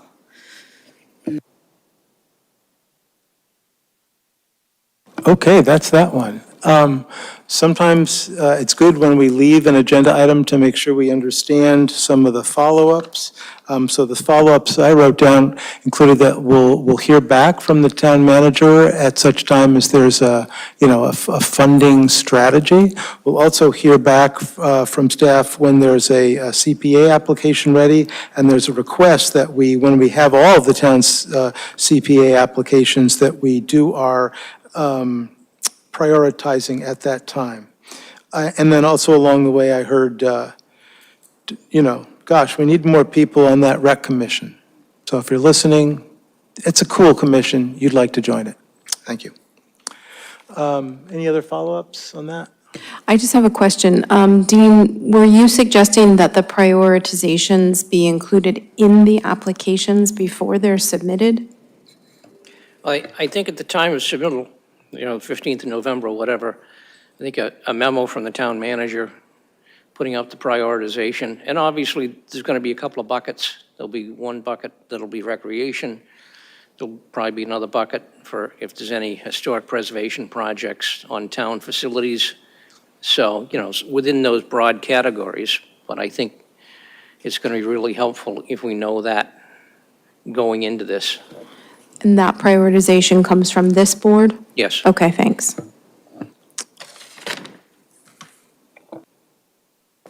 Thank you. Revised building permit fee schedule. John, can you take us into this one? And thanks again, Mike. Thanks, Mike. Nice work. So this next item, I'd like to ask our building commissioner, Ed Mullen, to come up to the mic. You met Ed when he was asking the board to consider a proclamation last month, but this is the first fee-related business that we're bringing forward. So take it away. Thank you. Good evening, honorable board. So we're moving to online permitting through OpenGov. We're really excited about getting that launched, and we're going to do a soft launch August 8th, a hard launch 2 days later. We're hoping we can work out most of the kinks at that time. And that being said, looking at surrounding towns and the fees that have been structured and taking out the cents and just working with the dollars and with the surrounding communities we're charging, we felt it was economical and wise to move it from $14.75 down to $14 per thousand. In the quick math that we were doing, the other notable fact was that the fee structure for electrical had been significantly higher in this town compared to every other town because of the old contractual agreement with the then contracted wires inspector. The town manager had negotiated last year an intermunicipal agreement with the town of Littleton, and our electrical inspector became a full-time employee with the town of Littleton, which is reimbursed by Acton. With that, we are now not obligated to pay a contract fee, but to just reimburse a salary, which is able to reduce that fee structure from 2.5 to 1.4%, and bring us in line. So a significant reduction there, mostly, and then again, the 75 cents removed from the $14 per thousand is a cost that we can cover. And additionally, we'd like to increase our fees, our minimum fee from $75 or $55 and $75 to $100 even across the board. And our thinking in that is that, with the average salary of a building inspector and commissioner going out on the road, with paid time off and sick time and everything else, along with the benefits, the vehicle and the energy to move that vehicle, the work that goes in before we even go out to do an inspection, we pull a file or we review the file to know what we're going to look at, take a look at the plans, make sure that when we go out there, we're informed. So there's work that occurs before we even leave the building to do that inspection. And then after the inspection, we return and then input that information and update the file to what was, what occurred, whether it passed or failed, what corrections may or may not need to be made. So it's on average, an hour for an inspection. Some are much longer and some are shorter, but on average, that's the invested time for an inspector to go out. And the cost of the town would be about $100 per hour. So. Thanks, Ed. There might be questions and comments from board members. Alyssa? Thank you. Thank you, Ed. My question is, we saw the town-to-town comparison for the $14 rate, but I didn't see one for the minimum fee. Are we in alignment with other communities on that, or is the most important thing to look at the actual cost to Acton?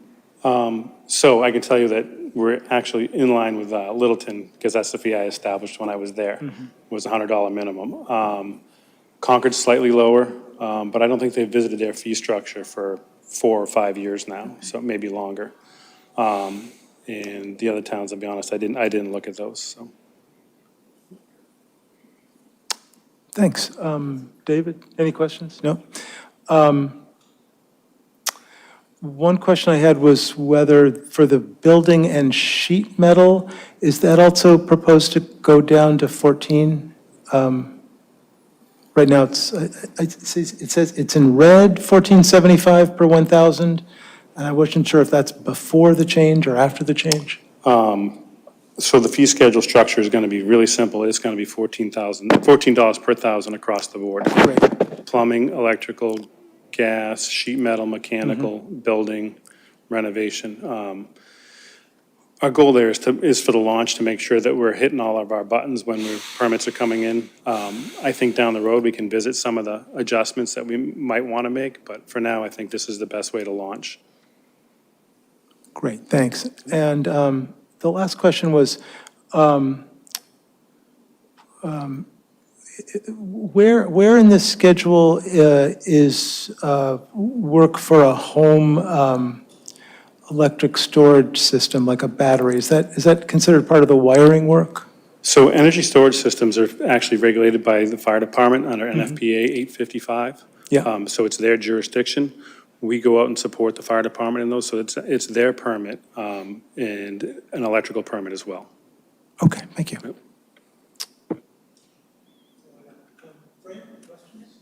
Thank you. Sounds good.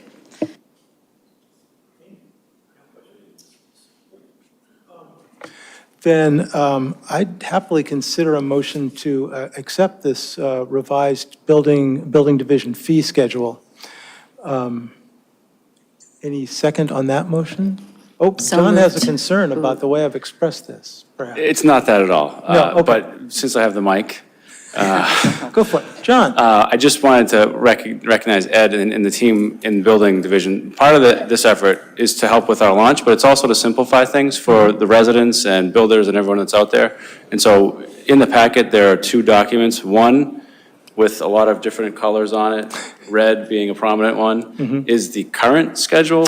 And the other one, which was mostly blue or entirely blue, maybe a little bit of blue and black, that is the one that we're proposing to be the one that we're asking you to approve tonight. That represents a significant simplification of what we're putting out there to make it easier for people to understand what we're doing. Appreciate that. I'm sure I wasn't the only one confused about that, so that really helps. So we've made a motion to accept this new simplified schedule, I'll second that. and there's a second from Mr. Martin. Any other final comments before we take a vote? All those in favor, please say yes or aye. Yes. All those opposed? Any abstentions? No, you got our unanimous support for your fine work. Thanks. Thank you all very much. Good luck with and good luck with OpenGov in the next couple of weeks. I know you got a lot of things to do. Yeah. Yeah.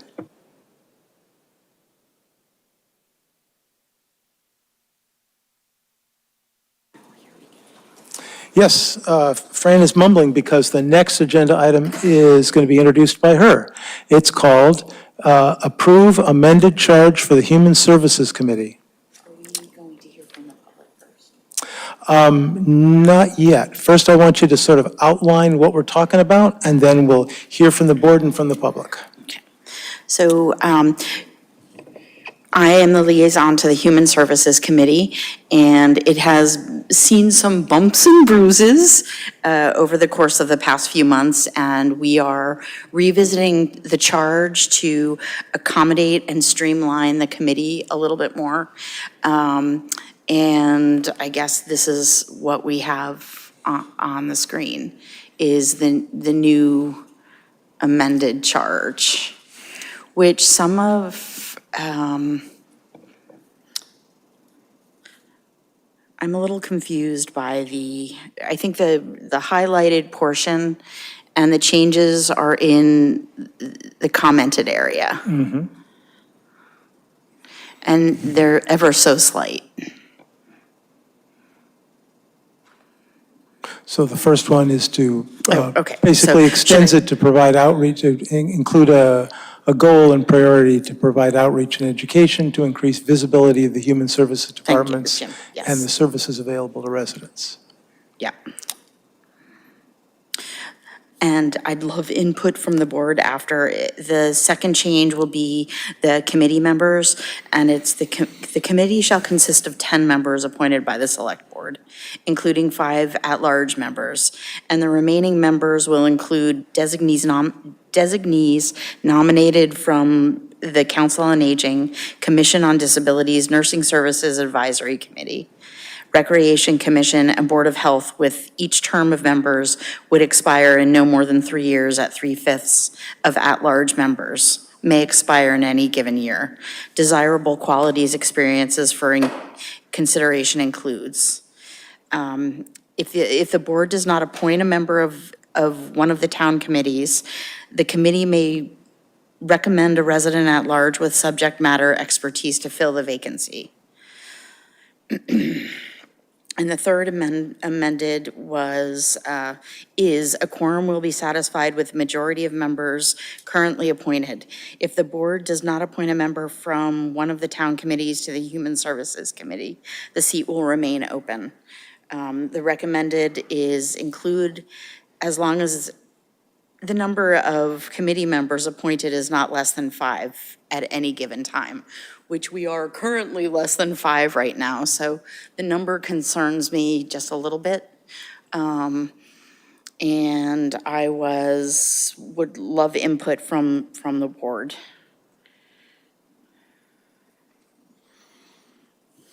Okay. There might be board members with comments.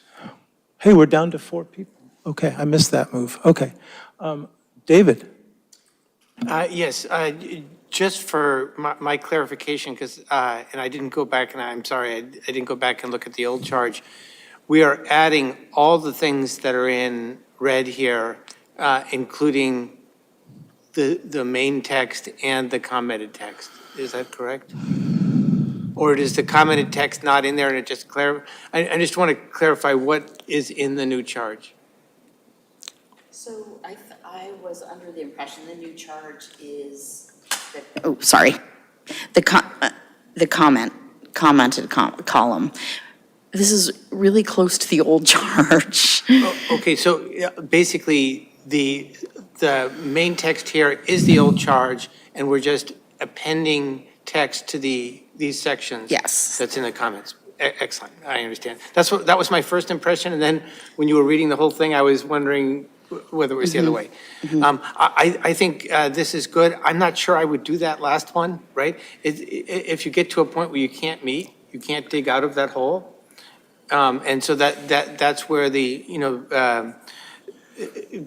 the Recreation Commission, that happened in my first year and we fixed it, and it happened again just a few months ago. And so it's hard to dig out of that hole. I would not do that last thing. I also will say that having an odd number of members makes it proportionally slightly easier to get a quorum. So if the maximum was 9 or 11 instead of 10, I would say 9. You might do that. Also, I think too big a committee is harder to manage, and that kind of thing. I mean, to get everybody, can you come on Tuesday night or whatever it is, to find the night to meet and that kind of thing. So I would recommend 9 members, with the appropriate adjustments, and I would drop the last comment as long as there are at least 5.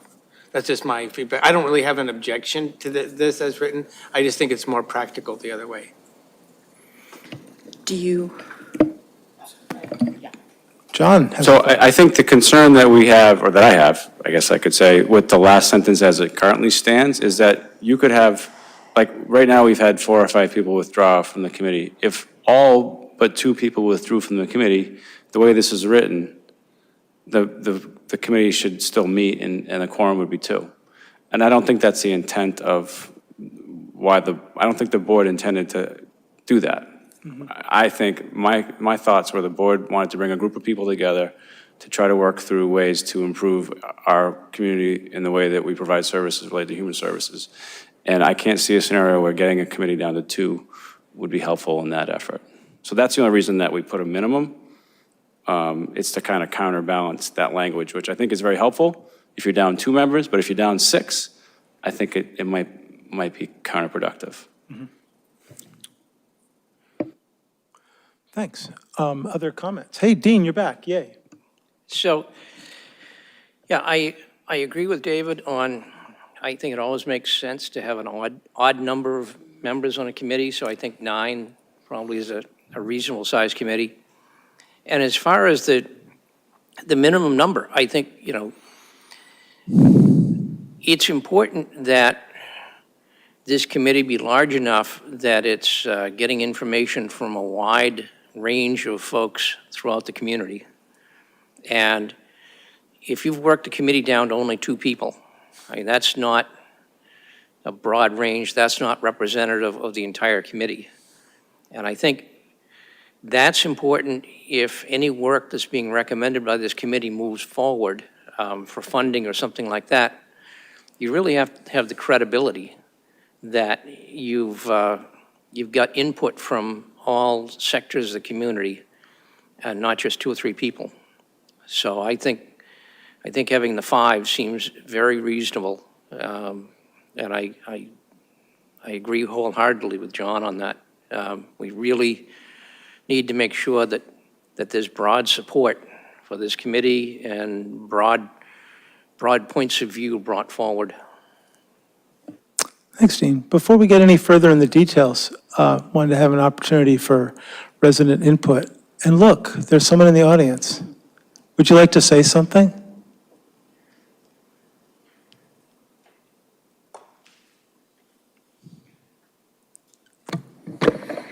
Government at work. Thank you. Jeff Burgard, Alcott Street. My purpose tonight is to inform the Select Board that I see a problem of duplication of effort, and hopefully I will have a solution for you. For its initial 6 months, I was the Council on Aging representative to Select Board's Human Services Committee.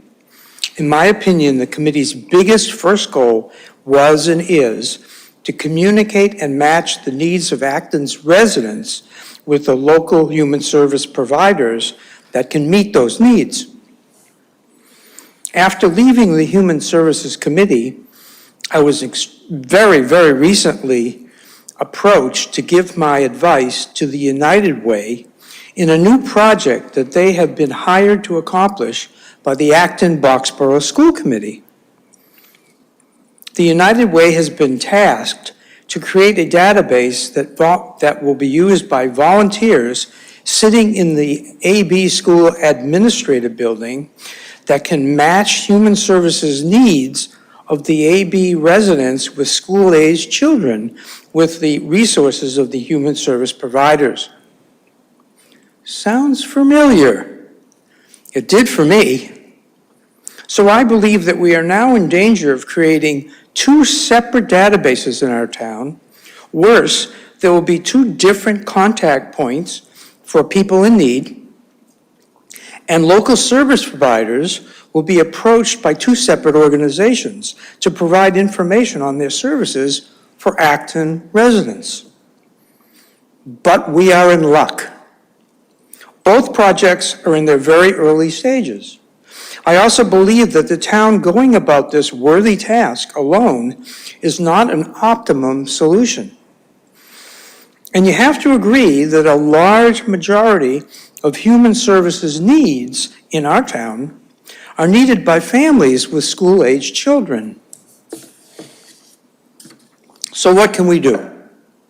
We have a wonderful opportunity to change the charter of the Human Services Committee to align its work with their counterparts from the Acton Boxborough School Committee. And what better organization to coordinate this joint effort than the Acton Boxborough United Way? I respectfully suggest to the Select Board that we ask Fran Arsenault, the Select Board's liaison to the Human Services Committee, to meet with Maureen Fran, the Director of the AB United Way, and the school committee's liaison to their human services effort. The goal of that meeting would be to create a joint committee to address the human services needs of all the residents of the town of Acton. It's a wonderful way for the town and schools to work together for a better Acton. Thank you. Thanks, Jeff.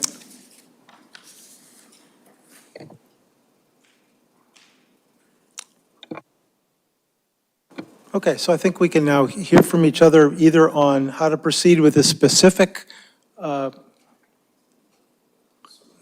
in the, great, good. Matt, there's somebody in the audience who would like to say something too. Yes, this is a call-in user. They should be able to speak now. Hi, this is Tara again. Can you hear me? Yep. Yes, I have a couple of concerns because I saw a draft of the charge that I thought was wonderful, and then it sort of went back to this one. So I was concerned that that there seems to be a closed-door group of people that are preparing the charge. I have always seen the committees, once they're in place, work on their own charge in their open meetings. So I'm a little concerned about that, well, a lot concerned about that, frankly, because one of the charges that I saw BIPOC members and this I don't see does. So that's actually not what I was calling for. I was just going to write an email on that. But now that Jeff's spoken, and I love what Jeff is doing in terms of database work, and I respect his perspective. But the United Way is not the government. In addition to the wonderful work they do, they seek donations. I've been to several high-pressure fundraisers and whatnot in my work that I did and continue to do. They require all kinds of personal information that they put in their databases and consider that private information that they use according to a FEMA investigation to make money. So I respect what the United Way does, and I think that what they do, the wonderful work they do serving people, I'm not against that in any way, shape, or form. I am concerned about any idea that they would be enough, or that they would oversee government policy relative to directing town efforts and seeking funding of government agency funding. So I think that the HRC is fine like it is. I do like the idea of a joint committee that includes all these other groups, but I don't see any reason to undermine, in a sense, not to stop what's going on right here. Jeff had an opportunity to propose such, however many days or weeks this has been going on. And the night it's getting voted on now, suddenly, I guess he's asking you to not approve the new charge. But I think that that's a wonderful idea to collaborate and perhaps have a joint committee, but that will take time, and I urge you to approve this charge tonight. Thank you. Thanks. So now we're on to a discussion of the details of the charter, including responses. Oh, great, another raised hand, wonderful. Let's keep hearing from people. Matt, looks like there's another raised hand. Mr. Chair, they put it back down. Okay. Oh, And then they put it back up again. Franny Osmond. Franny, you should be able to speak. Yeah, I was fine when Jim missed me. I thought, okay, no problem. But I wanted to agree with Jeff about collaboration. I do think we should be careful about not just creating databases. One of the things we discovered on our committee was, as we were trying to collect all the information about what services were available and create a database of that, we discovered that it existed already in the form of a big database that's open to the public but privately owned, called findhelp.org or findhelp.com. I don't remember. Anyway, it's Find Help. And And Jeff was really, really instrumental in helping us identify that similarity between what we were doing and what Find Help was doing. I had learned about Find Help through the Emerson Hospital Transportation Work Group. In any case, I would love to collaborate, but I want to make sure that we have the human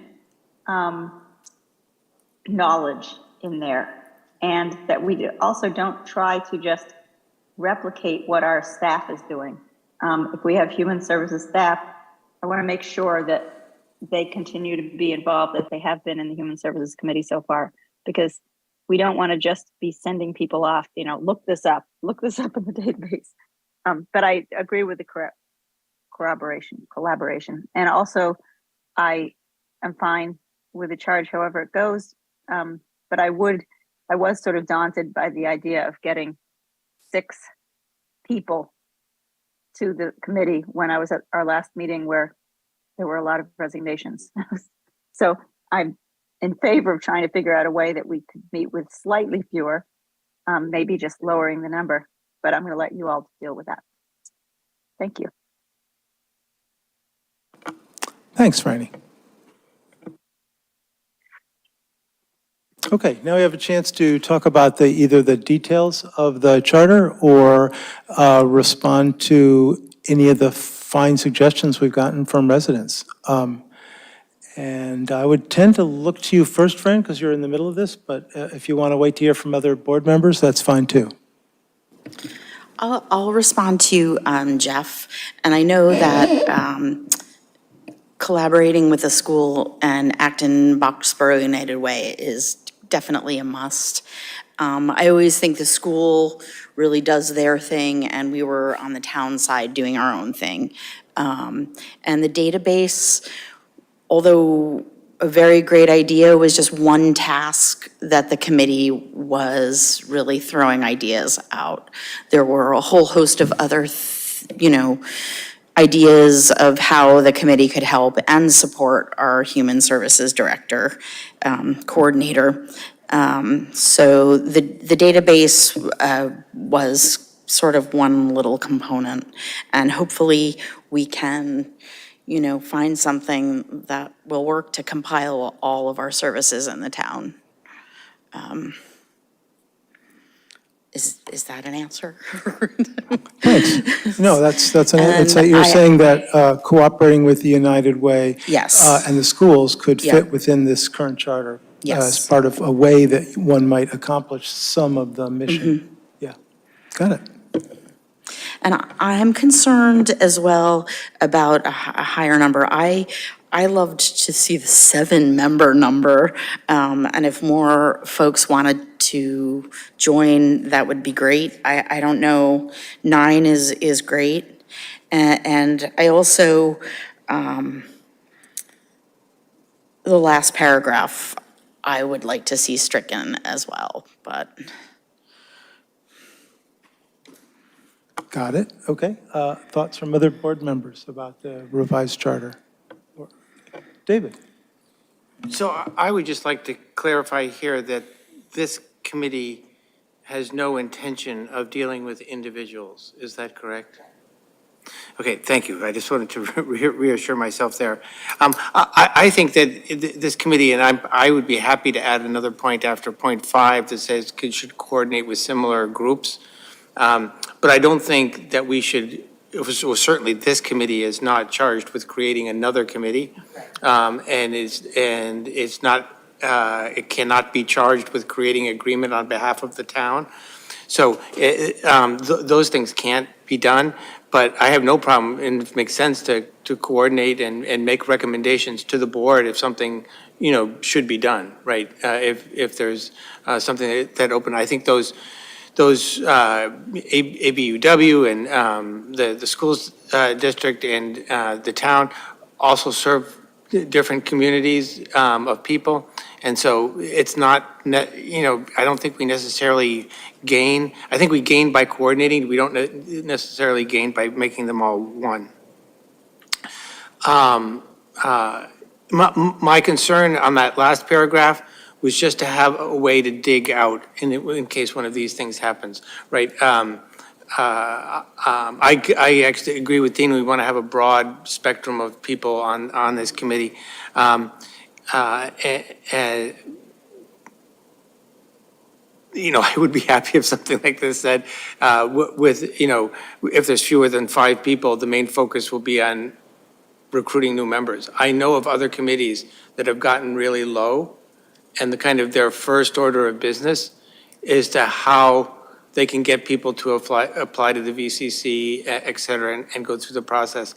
And my only concern, again, is to dig out of these situations where you do go dip into low membership and have some way of doing it. Not that the committee should be doing its full job with 2 members or something like that. You know, I'd be happy with a statement that said, if there are fewer members, the main focus should be on building the committee back to full force.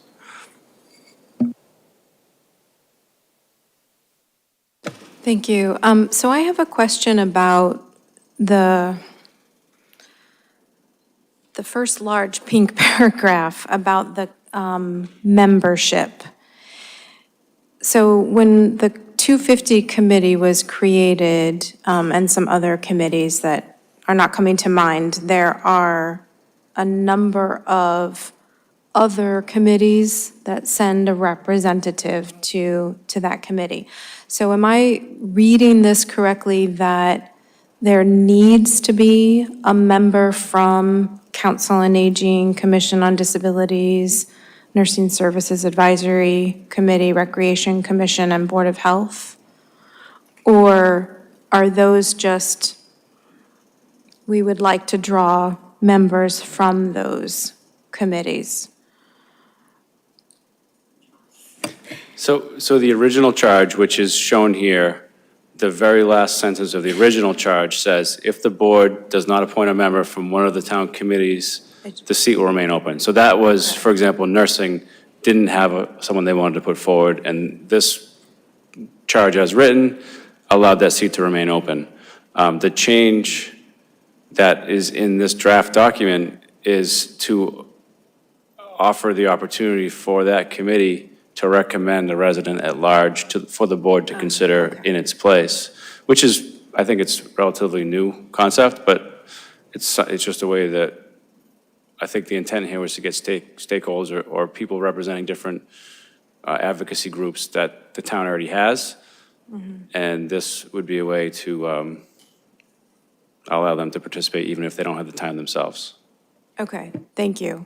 Now that makes more sense. I will say that it seems that number 4, which includes partnerships, right, to stimulate the development of new partnerships, that addresses Mr. Burghart's suggestion to work closely with the new resource center. So I would not feel that it's necessary to sort of scrap the Human Services Committee and work instead. I mean, I'm all for not collaboration and not reinventing the wheel and not duplicating efforts. But I would not agree that folks who are seeking human services are majority families with school-aged children, because families with school-aged children only make up about 25% of the town.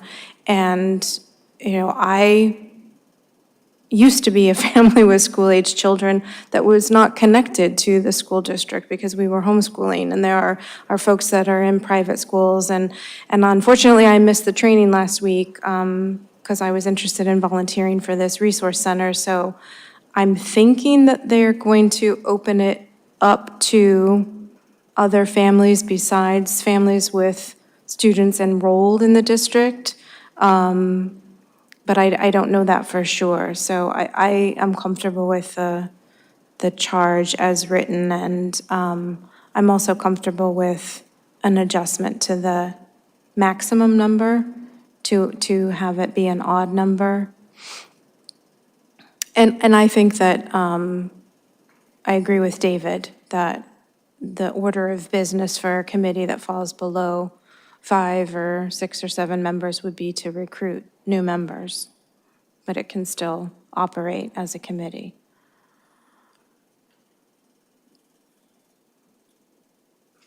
Thanks. Fran, I think before the meeting, you showed me a version of the charge that was slightly different from this. So I wonder if you could describe the process by which we got from, the current charge to the charge that's on our screen, just to make sure we're clear on the process. I mean, I just guess I would like to understand what sort of collaboration you had with town staff on creating this modified charge. I think using, our original charge and help from the Human Services Coordinator, we came up with this charge. Okay. The changes. Okay. So the earlier version I saw was a sort of work in progress Yes. that was input It was to this. actually a draft that Okay. no longer worked. Okay, Yeah. thanks. So my thoughts on this. I think, let's reduce the number to 9. I think that would then reduce the number of at-large members from 5 to 4. And I'm very comfortable with this new addition about, if we don't get someone from one of those town committees, the committee can recommend a resident at large with subject matter expertise to fill the vacancy. I think that's very important. I mean, the only way we got a nursing services advisory committee member was to have someone join the nursing services advisory committee and then turn around and be the rep. So that was a little difficult. The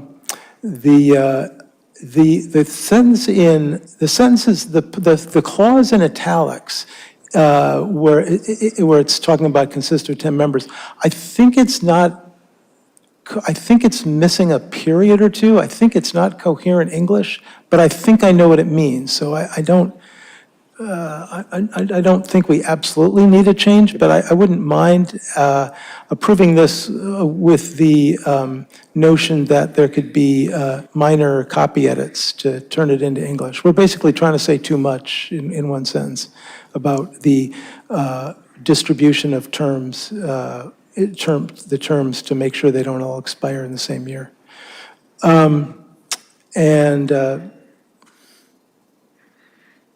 I think the extra purpose that's in comment LD1 is straightforward and helpful, as well as the comment down there at the bottom. Although I hear what you're saying, that if right now, we're in a situation where the committee couldn't even meet to, recruit more members, which does seem like a problem. So I would be happy to drop that last, the LD3 comment, and just give as, a sense of the board to you and the committee to please, don't do policy work when you've only got 3 people. Go and get some more people on the committee first. Dean. Yeah, I think I agree with most of the changes that have been discussed here, especially reducing the membership down to 9. But I still feel very strongly that your quorum should be 5. I just, saying, okay, quorum should be 5, but if you don't have 5, you can still meet and you should be focused on finding new members. Well, what happens if you don't find new members?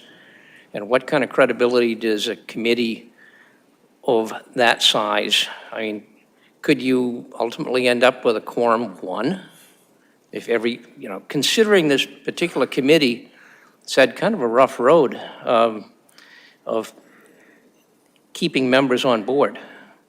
And I'll just reiterate, I think just from the point of view of making sure that there's broad support for this, that there's all segments of the community represented, and for the credibility of moving forward with any recommendations, I'm quite insistent that the quorum number should be 5. If you are uncomfortable with that, make your committee 11 and, have a quorum of 6.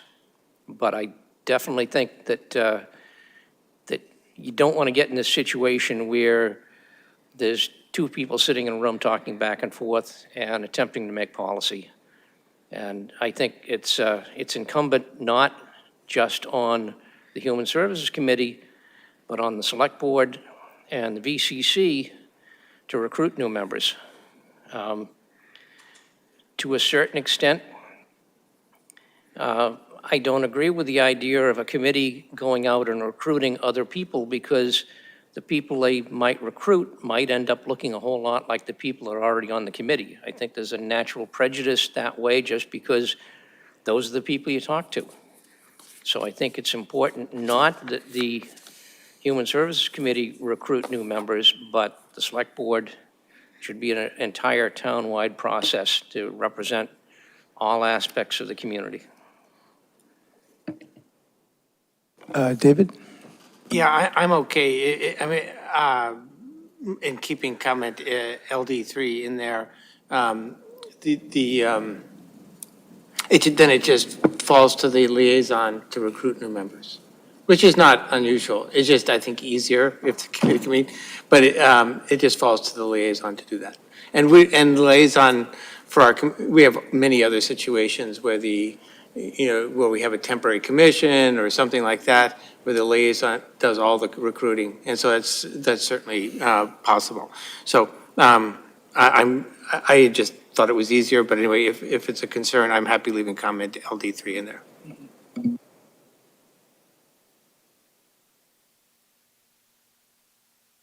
Ultimately, Fran, you're going to have to be comfortable with this for this to be any good. Are you okay with the notion of, looking to yourself and to your fellow board members to do recruiting and keeping the quorum at 5? I can definitely be on board with that, yeah. Great.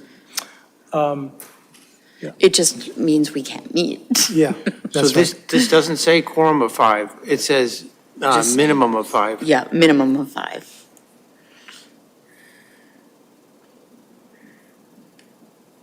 Right. The quorum would be 5 if we reduced it to 9 members. No, but the beginning I see statement what says you're a saying. quorum will be satisfied with the majority of members. So for example, if 7 members were currently appointed, 4 would constitute a quorum. Yes, that's. Right, That's- okay. And it gets hugely difficult if you don't do that. Yeah, So I'm okay with comment LD3. I don't think we should oppose a fixed quorum on them.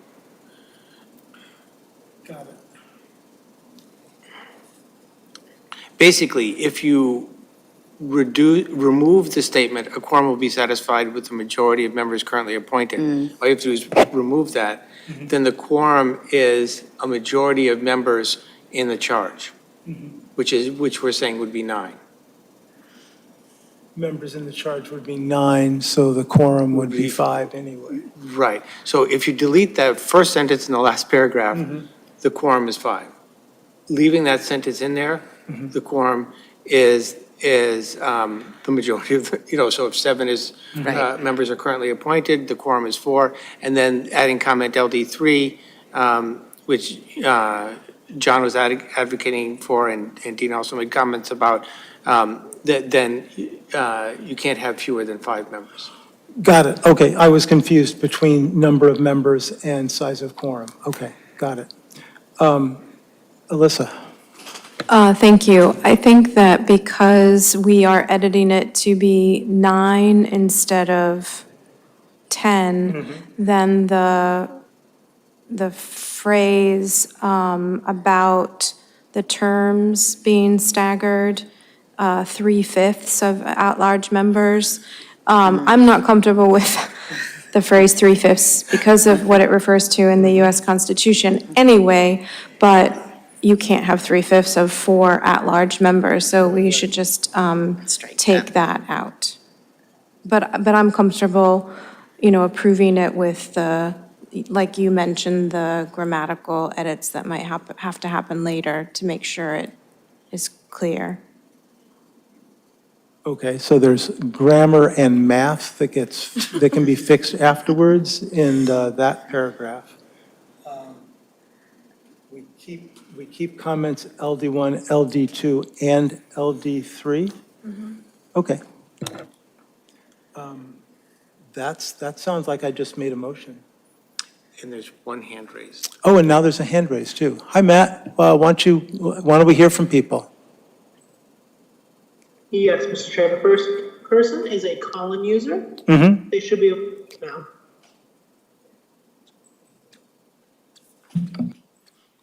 Hi, it's Tarek. Can you hear me? Yes, I can. Yes. So I'd like to just get a clarification on what this has all come down to. So are you proposing a fixed quorum so they can't meet until they have 5 members? Is that what you're proposing? Yes. Accepting this change would mean that the committee itself can't meet until they have 5 members. And you're sure you guys want to do that? Yeah, we're looking at precedents where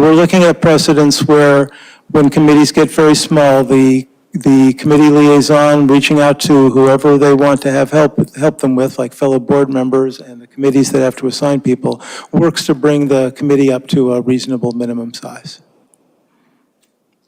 And are you how many positions are required, or how many volunteers are required to be able to get to 5 currently? 2 more? Yeah, 2 more.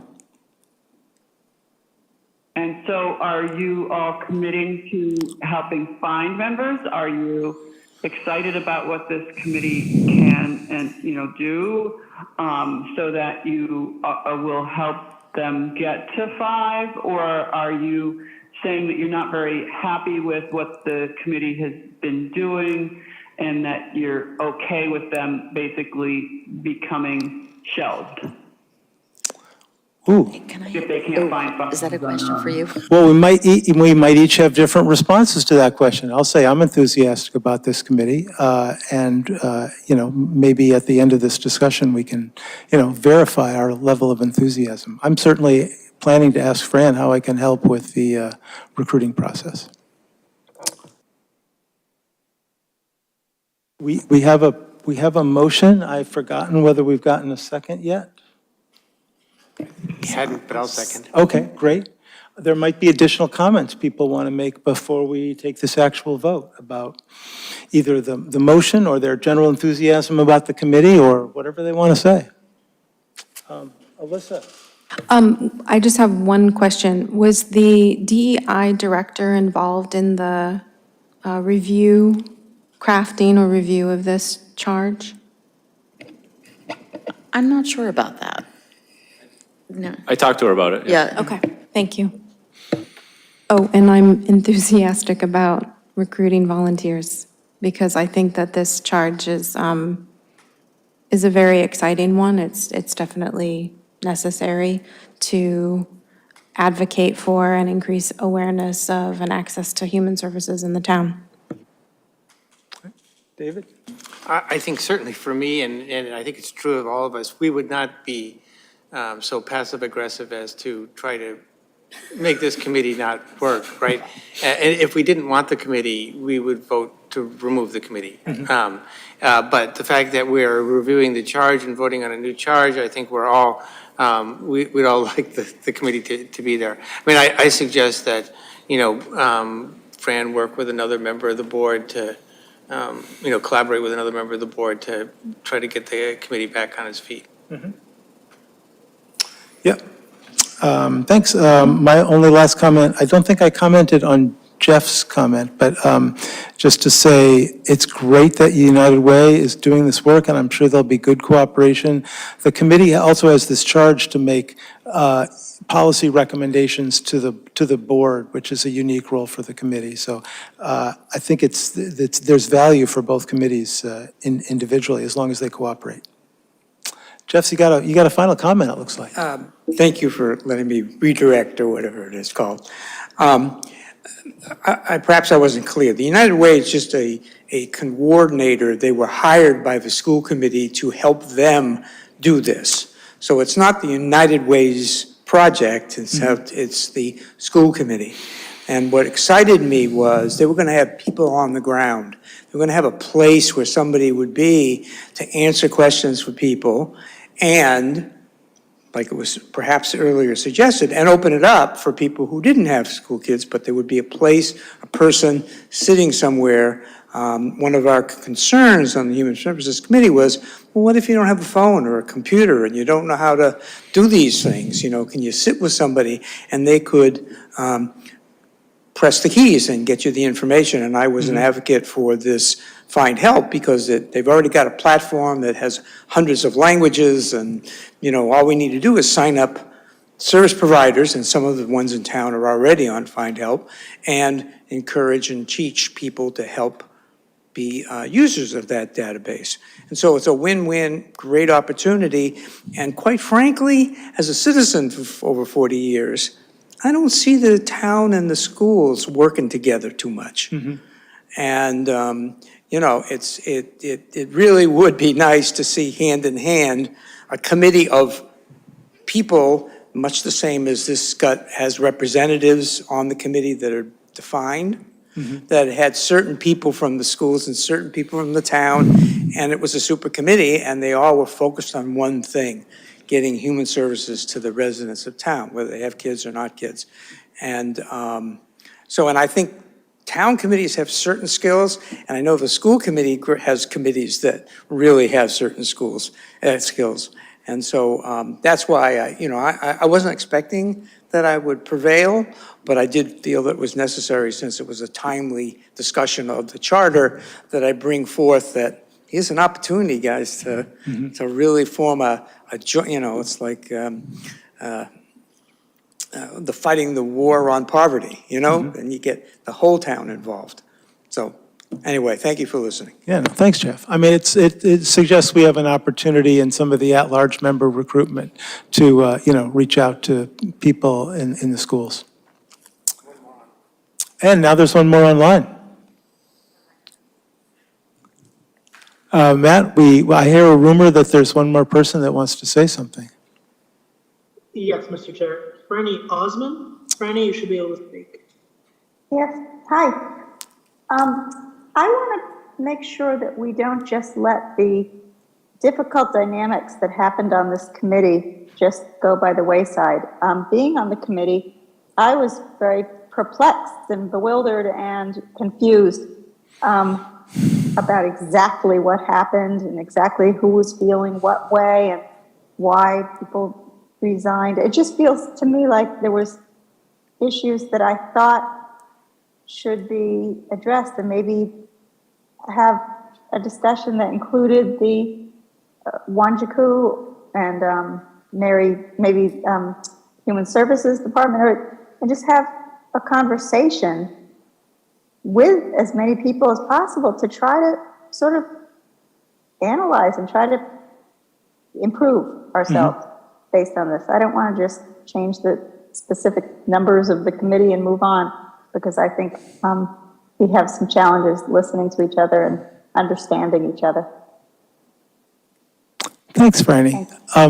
I can assure you that both Fran and I have been talking to the people who left the committee in a very short period of time, and have been trying to, compare notes and try to develop learnings from that experience. So I would say, at least I haven't completely finished that process, but I'm looking forward to it, because it is the kind of conversation you want to have, quietly between people, and then, and see what you can learn from it. So just be assured that we haven't, we don't forget that suddenly the committee, lost, what do you think, Fran? Was it 4 people in the course of a few days? It's quite extraordinary. So we're still learning from that. And can I just add, if this is not appropriate or not? I'm totally the type of person that falls and dusts themselves off and just gets back on the horse. And I can't get inside anyone else's head, so I can't speak to what happened, really. I observed, but I don't know how to facilitate something like that, Franny, quite honestly.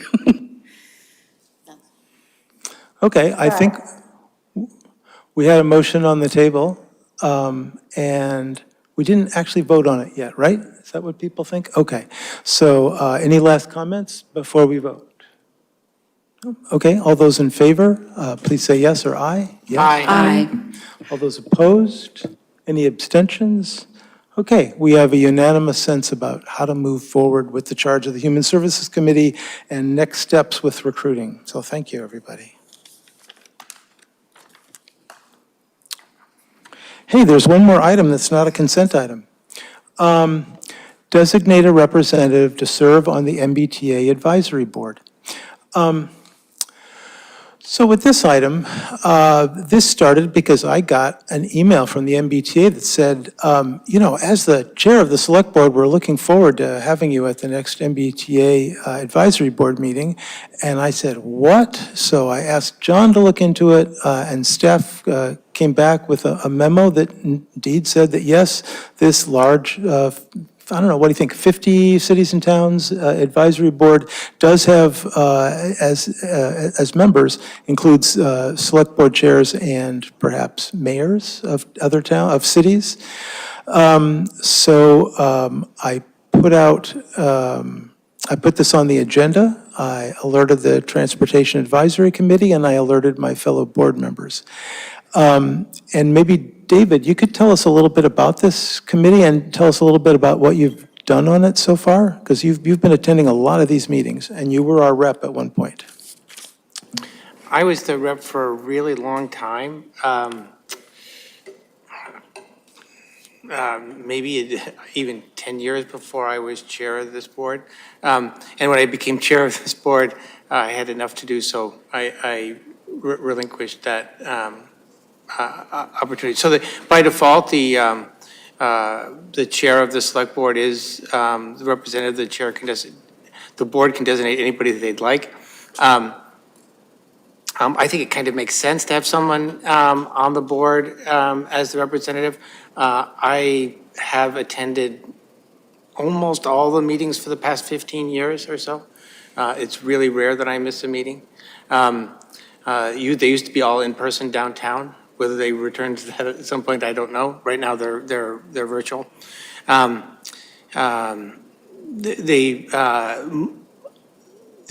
advisory board is not part of the MBTA. The advisory board used to have veto authority over the MBTA's budget, though. That is no longer the case. That authority was removed from them. They do comment on the MBTA's budget, and they make lots of comments on capital projects and other things. Because Boston is really a special case, the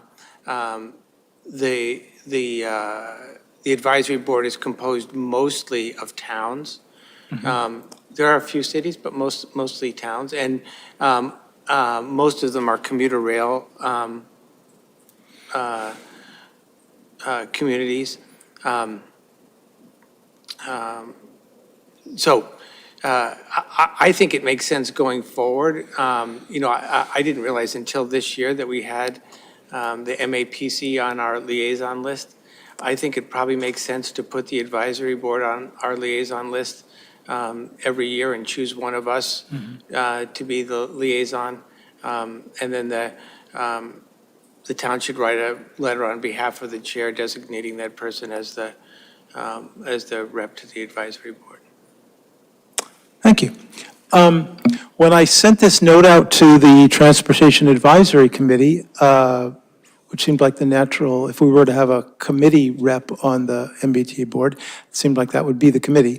And I did get a nibble. And perhaps if Franny, if you're still on the phone, if you're still on the Zoom call, perhaps you could raise your hand and we could hear from you about your interest in this. Oh yeah, there she is. Matt, can you let Franny talk, please? Yes, thank you. She did. I'm very mixed because I'm on too many regional boards and committees. But what I told Jim was I'd be willing to, I've never attended the MBTA advisory board meetings, but I tend to work with other people who are on it.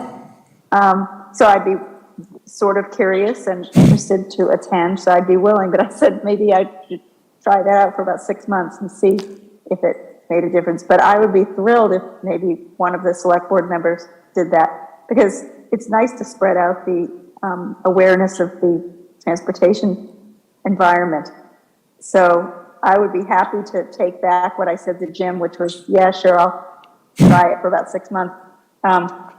If you want to just make it one of your liaison chips. So I don't have to do it. I can always just go to an MBTA advisory board meeting and see what it's like. But if you want to, I got a note saying it looks like I'm done talking. So I'll stop. Anyway, so do what you want. I'd be willing to go, but I do tend to have a bit too much on my plate. Okay, thanks, Franny. Well, given that, I'm happy to, first of all, recommend, Franny, that you go ahead and attend any MBTA advisory board meeting that you want. I'll make sure that you're on the list so that you can find out where they are. And move that we make, we either move that we make David the rep, or we find out that there's another board member who would like to be the rep. So I'm looking around and seeing if anybody would like to go to the advisory board meeting. And I'm not seeing a lot of enthusiasm there. So I would happily move that David Martin be our rep to the MBTA Advisory Board. Is there a second for that? I'll second. Okay. Yeah, let's let Dean second, because that's more, yeah. Yeah, and then are there any final comments on this? I just think we also should just, from now on, put it on our liaison list. Absolutely. So we have a motion both to, so Lisa, how about next year when we get that liaison list, it include MBTA rep, okay? Great, thanks. That was easy. Advisory Board, sorry, MBTA Advisory Board. That motion, it's been seconded. Any other comments? Hearing no more comments. All those in favor of having David Martin be our representative to the MBTA Advisory Board, please say yes or aye. Aye. Yeah, I said aye too, but I forgot to say it out loud. Any nays or abstentions? No, that's unanimous. Thank you. Take a breath. Okay, that's all the regular business and special business. Now we have some consent items and then our brief meeting evaluation. I'm going to read these items, and if people want to discuss them more, say the word hold or something like that. Approve meeting minutes July 10, 2023. Approve request for use of town roads, Ride to Defeat ALS, September 17, 2023. Accept a donation from Disability Policy Consortium for $250 towards the Acton Pride Festival to be deposited in the Acton Pride Gift Fund. Appoint James Luciani as a full member of the Cable Advisory Committee with a term to end on June 30, 2026. Accept a donation from Frank Widmeyer for $250 to be used at the discretion of the Veteran Service Officer to assist veterans and surviving spouses. Seeing no holds, I'd happily accept a motion to approve items 8 through 12. So moved?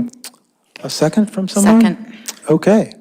All those in favor, please say aye. Aye. All those opposed? Any opposed? Any abstentions? No, that's unanimous. Okay. On to the meeting eval. So let's see, thoughts I have. We did come up with some things we want to follow up in the future. So I'll say those out loud. One is that we would hear back in 3 months or so about the state of the RECC. We will keep alert to members who might want to join the Rec Commission, anyone in the public who might want to join the Rec Commission, and of course, anyone who might want to join the Human Services Committee. We'll put on the agenda sometime in early November or so, develop early guidance from the Select Board on CPC projects so they can start off with a sense of our own priorities. What else? I thought the meeting went well. I felt good about the level of detail we were able to get into some of these complicated topics. I regret that I didn't mention that we're in the middle of trying to come up with a special meeting, a brief virtual meeting to discuss Indian Independence Day flag raising, which has been an event we've had over the last few years, and it's been proposed to happen again, and it got organized a little bit late, so we're going to fit in a special meeting sometime soon just to discuss that possibility. I think that's all I got for meeting eval. Anyone else? Alyssa, thoughts about the meeting, things we could learn from? All good, thank you. David? So I think the standard for including something in a meeting or those things are in the agenda are those things that could be reasonably anticipated by the chair. If you couldn't reasonably anticipate the Indian flag raising, then we could discuss it here and approve it here. Someone could just make a motion to do that right now. Whoa, radical notion. Right. Although I'm in favor of not having an additional virtual meeting. So I'd be open to that. This would be a motion to, we'd also need a discussion about who would speak. They want two speakers. One does something and one does something else. Does anyone have any of these details at hand? John might. I'm sorry, I don't have the details, but they Okay. typically, in the past, there's been a proclamation Yes. that the board was asked to approve as well. Has that been before you at this No, point? No, the email did not have the formal proclamation. So if that's not necessary, or if that's not being requested, then perhaps you could talk further about this. But if it is requested, you may want to just take the special meeting route anyways, just as a... David?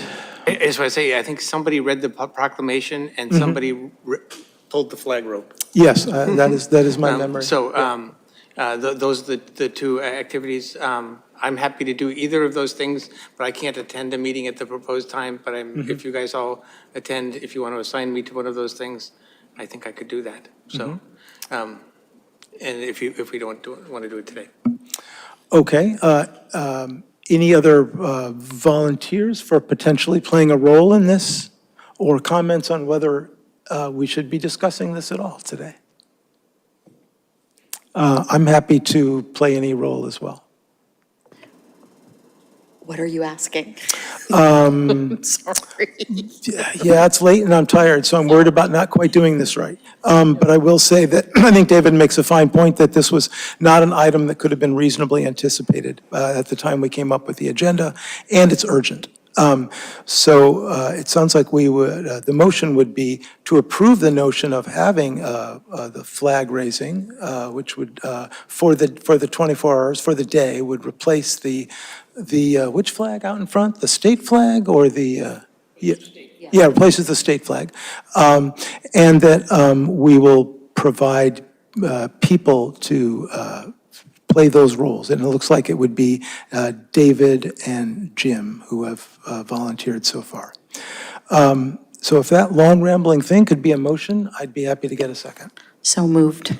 Okay, moved and. Just a question. Yeah. What would we do with the text of the proclamation? Sorry. David, not Mike. Oh, sorry. What would we do about the text of the proclamation? I don't remember. Oh, but Lisa has a thought about that. I have the template from last year. Sorry? What? Oh, she has the template from last year. So it would be the same proclamation as last year with reasonable changes associated with it. It's 2023 now instead of 2022. Yes. So if people would be okay with that notion, we could proceed. In that case, I'll second. Okay.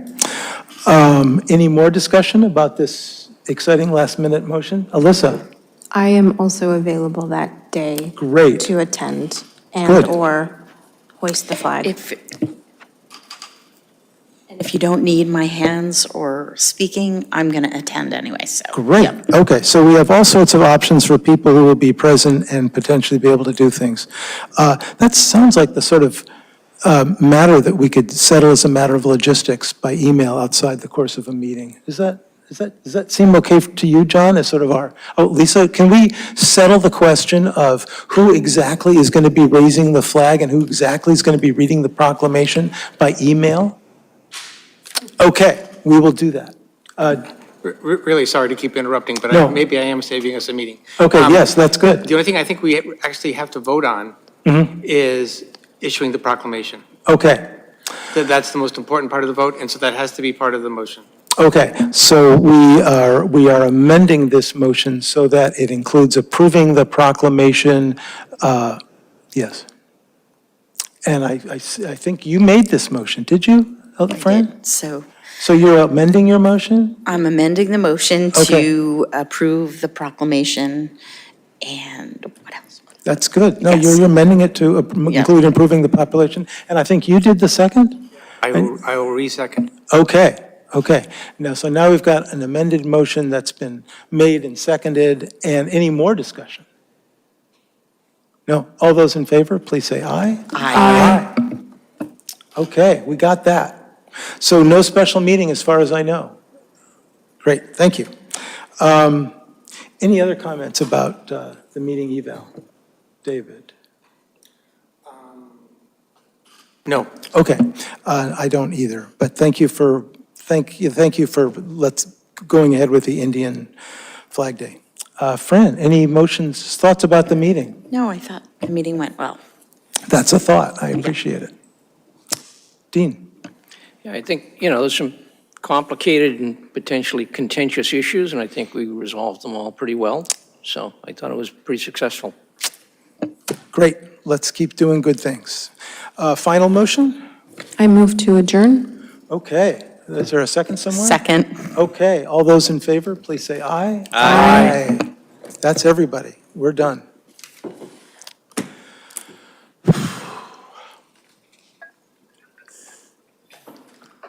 That's pretty much ending by 10.